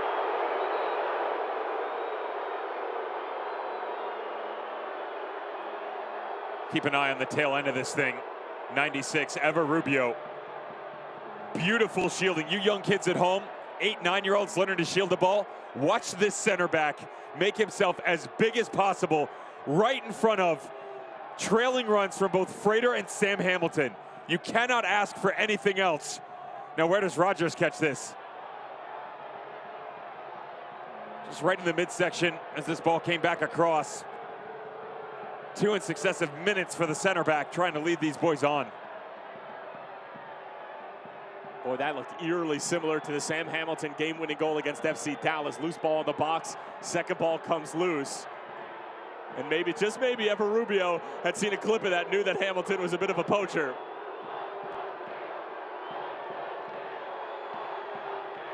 And Rogers motioning towards his groin.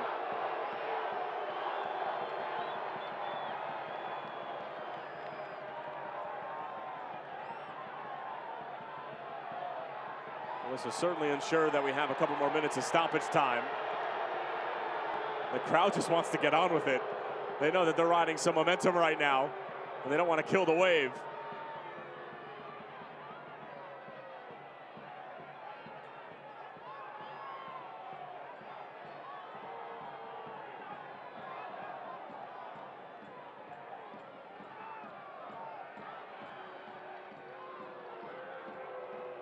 Tacoma will send it back, and away we go.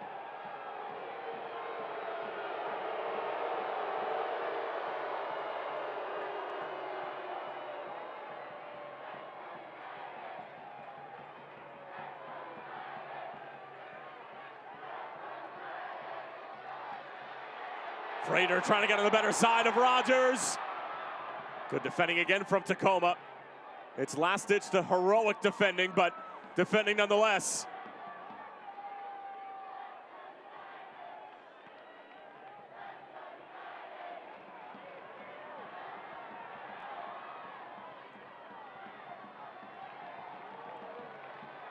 Padilla, wasn't a bad idea. Moar in for Frater, back for Moar. Santi Moar going for the curler, blocked in front.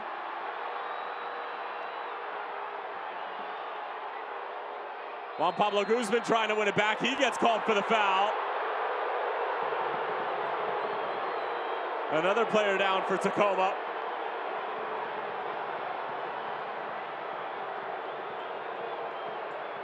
United really going after this in the middle of the field. Chris Wehan has actually come all the way in, and they're pushing Medea higher and higher. And that gives them many more numbers in the middle of the field. That's why you can see that Santi Moar is drifting in. And there is one cause for concern in the sense of, with Juan Pablo and Sam Hamilton dropping so far deep, you're then relying on your wingers to occupy the space in the middle. That's fine if you want to stack them in, but where's the width come from now? When you start to turn and go the other way, you're then, if you're on the right-hand side, Chris Wehan's come inside, you only have Manny Padilla. I like the idea, but you have to remember, give them a different look. They're starting to show the same thing over and over again. Leave Chris Wehan out on the far side, even rotate another midfielder over, bring Frater over to the outside, and then bring Santi Moar to the interior. When both of them go, you don't have balance. Moar wins it, slides it through for Sandoval. 1v1 with Rogers. Moar, room to work with. Santi Moar, and it's just wide.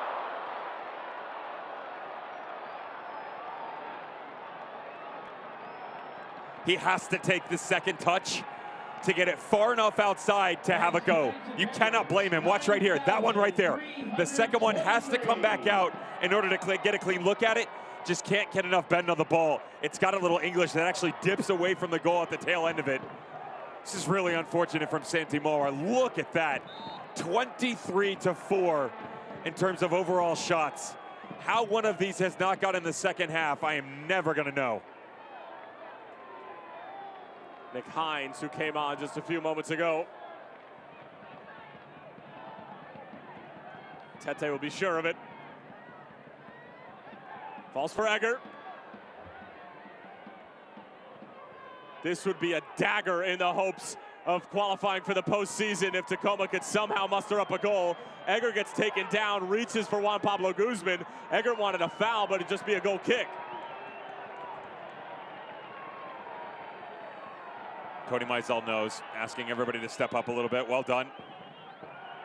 Still a little surprised that Troy Lesesne hasn't injected a bit more energy into these outside backs. And they got to be careful. A couple times they've almost had their pocket pick playing out of the back. Frater gets cleaned out by Rubio. That is most certainly going to be a card. Don't panic here, though. 88th minute. You've gotten the foul. Well done. He knows. Step off the ball. Let's go. Let's get everybody up. Justin Schmidt, make your way up there. You guys got to go after this. Got to find a way to get out in front here. Nasty challenge on Frater. He knows, though. Collects his thoughts. Gets back to the job at hand.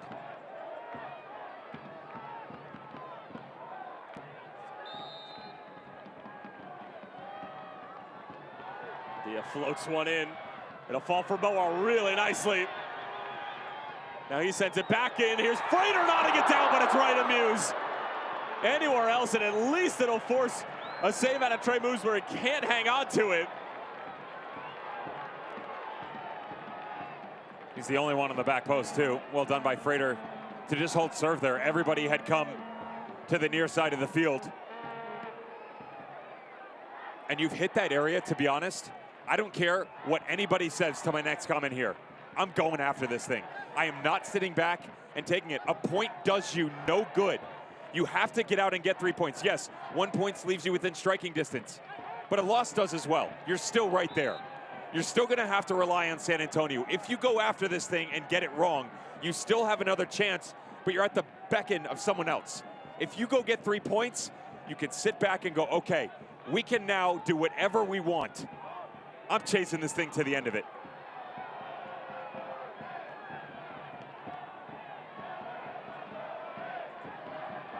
Hamilton.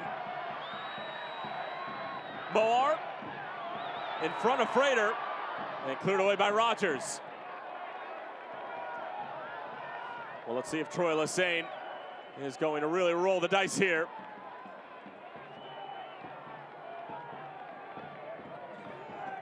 Justin Schmidt, halfway through the 90th minute. Moar again, finds Frater. Kevon Frater, and it's right at Muse. Sandoval again, and somehow Muse makes another save. And Kevon Frater's just saying, what on earth do I need to do to score a goal? What a touch. Where is the positive juju?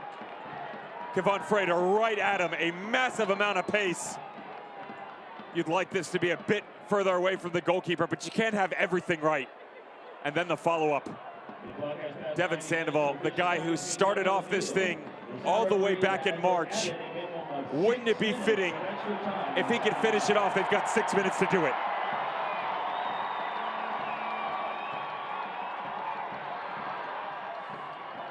Stoppage time brought to you by Orange Theory Fitness. We're in the orange zone now. An eternity of stoppage time. That one takes a deflection, will roll out for New Mexico United corner. New Mexico United corner kick. Something they've been really successful with is what we saw in the quick corner a second ago. Watch Justin Schmidt, number 17. They like to rotate him all the way back around, play off this long ball all the way back post, and allow the secondary run come in. They've scored a lot of goals off set pieces such as that. Wehan. Knotted back in from Schmidt, and it's cleared away by Rogers. Frater with the right foot. Sandoval punched away by Muse, but it's coming out the other way.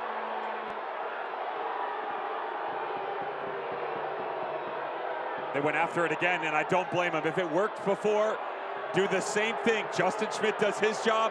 Devin Sandoval can't get the redirect, and that's where the foul is right there. Sam Hamilton, middle of the box. Quick challenge. Heggert right in the middle as well. Referee blows it. And even on the second try, this one still ends up with Trey Muse. The effort put forth by Tacoma Defiance, mixed with a little bit of lady luck, has gotten them, so far, a really well-earned point.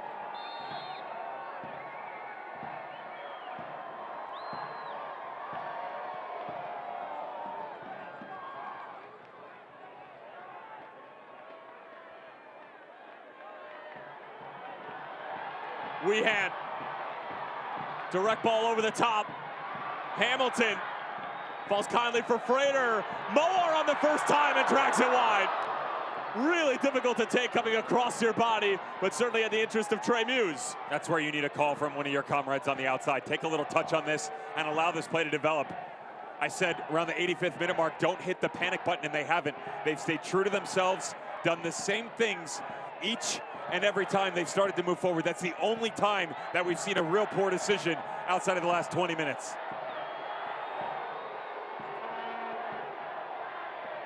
A goal now from New Mexico United is undoubtedly the biggest of the season. Frater. It'll just be a throw-in. About halfway through the added on time. And Padilla wants to get a long throw-in in.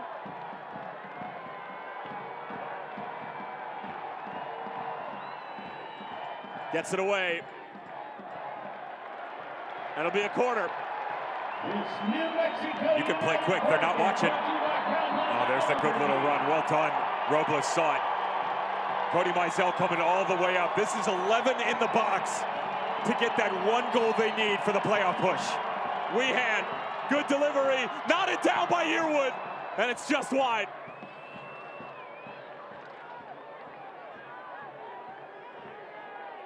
You wonder if maybe you let this set a bit more. Beautiful ball whipped in by Chris Weehan. There are so many bodies in the box. We're in the 94th. Trey Muse gonna tee this up. He'll let one go. Is there one left for New Mexico United? It has been a relentless attack from Troy Lesesne's group in the second half, but Tacoma have been incredible defensively. Trey Muse, more of the same.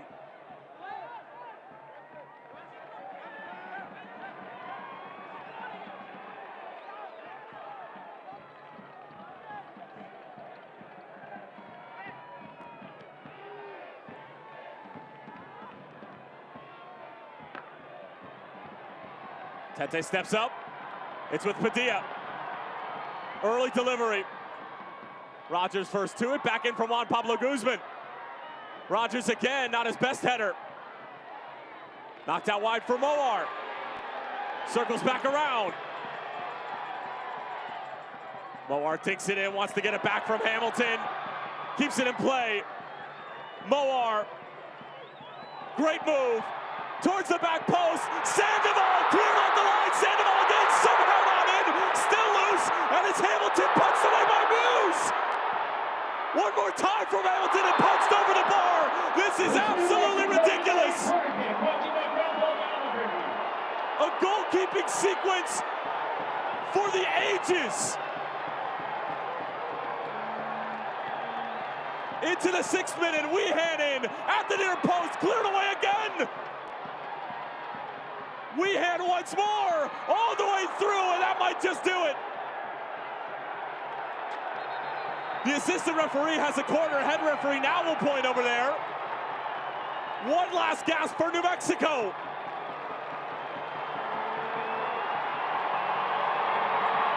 And here comes more than 10,000. Muse off of his line. Loose again, shouts for a handball. Moar goes for it, blocked in front by his own teammate. Hamilton for Frater.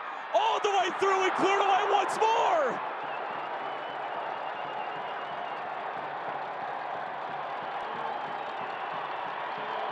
Has to be the final play of the game. Weehan, Mizell for the header.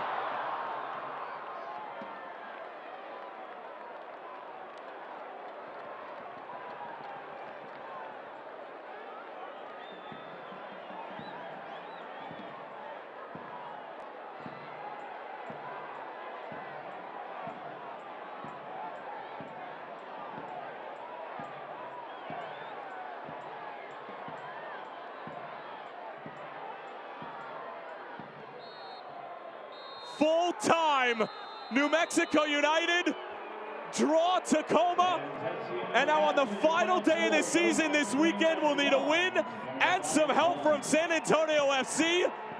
One of the more heroic defensive and goalkeeping performances you will see all season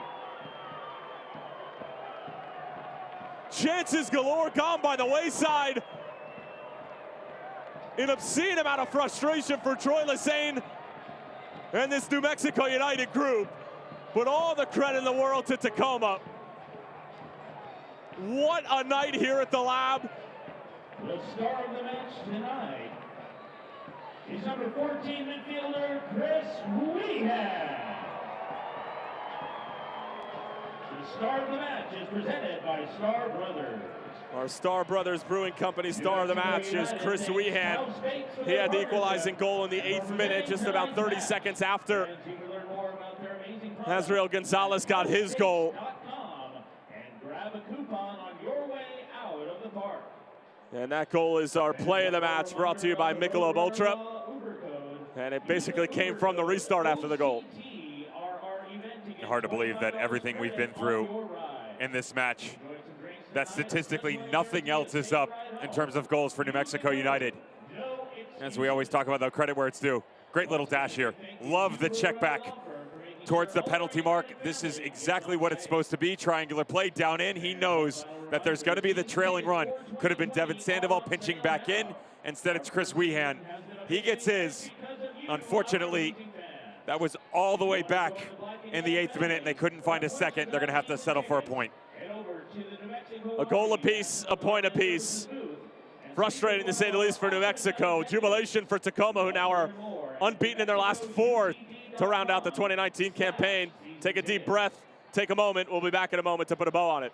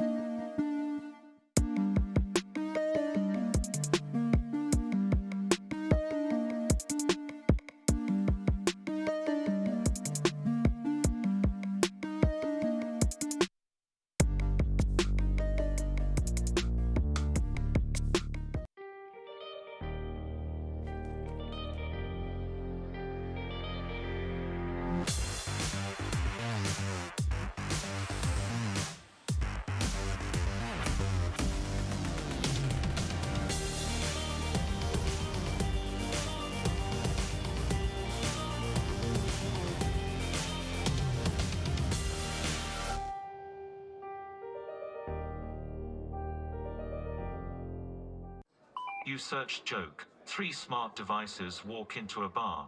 A bar is a counter where beer is served. Beer. Michelob Ultra is a beer free of artificial colors or flavors. Favors are friendly gestures, like ordering a beer. I will have one. No, your operating system is not old enough. Ha, ha. Ha. There's enough artificial in the world. Michelob Ultra. No artificial colors or flavors. Superior light beer. That is a good one. An incredibly hard-fought match here in Albuquerque between both sides. New Mexico United, you could tell their dire need for 3 points was omnipresent. For Tacoma Defiance, while they don't have anything to play for, you certainly wouldn't know it. It had a playoff kind of feel, and it certainly feels that way even at the end of the game. We'll take a look at how it all went down, and the first 10 minutes were certainly entertaining, Devin. Catching my breath still. Hold my hand, glass of water, say whatever you want to. Well, we said you needed a fast start for New Mexico United. Come out and show this team that, listen, no, it hasn't been the best second half of the season, but that's fine. We're going to strap our boots on. We're going to go after you. You got a couple looks of that. But the biggest question was always going to be decision-making. What was it going to look like when you had a solid look at goal? Could you close things out? Frater couldn't do it. Manny Padilla should have hit this on his own. He's got the far post run from Sandoval. And what happens? Inside 10 minutes, visitors strike again. Watch this footwork. You're going to get it on the left inside before Azriel Gonzalez moves to the right in the second, brings it in, brings it back to his left. Far post run, 1-0 visitors. Azriel Gonzalez, who scored in the 2nd minute when these two teams met for the first time this year, scores in the 7th. But hold the phone. You always knew there was going to be a response. I don't think anybody thought it was going to come this quickly. It's pretty interesting because you and I were still going over how great the goal still was.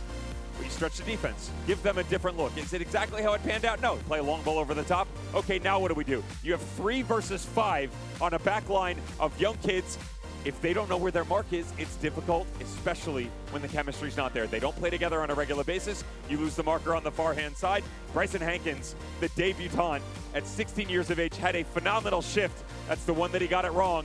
They get it right. Now let's go the other way. How do things start to open up here? They did not have a lot of chances, to be honest, at the tail end of the first half. Let's go to the second.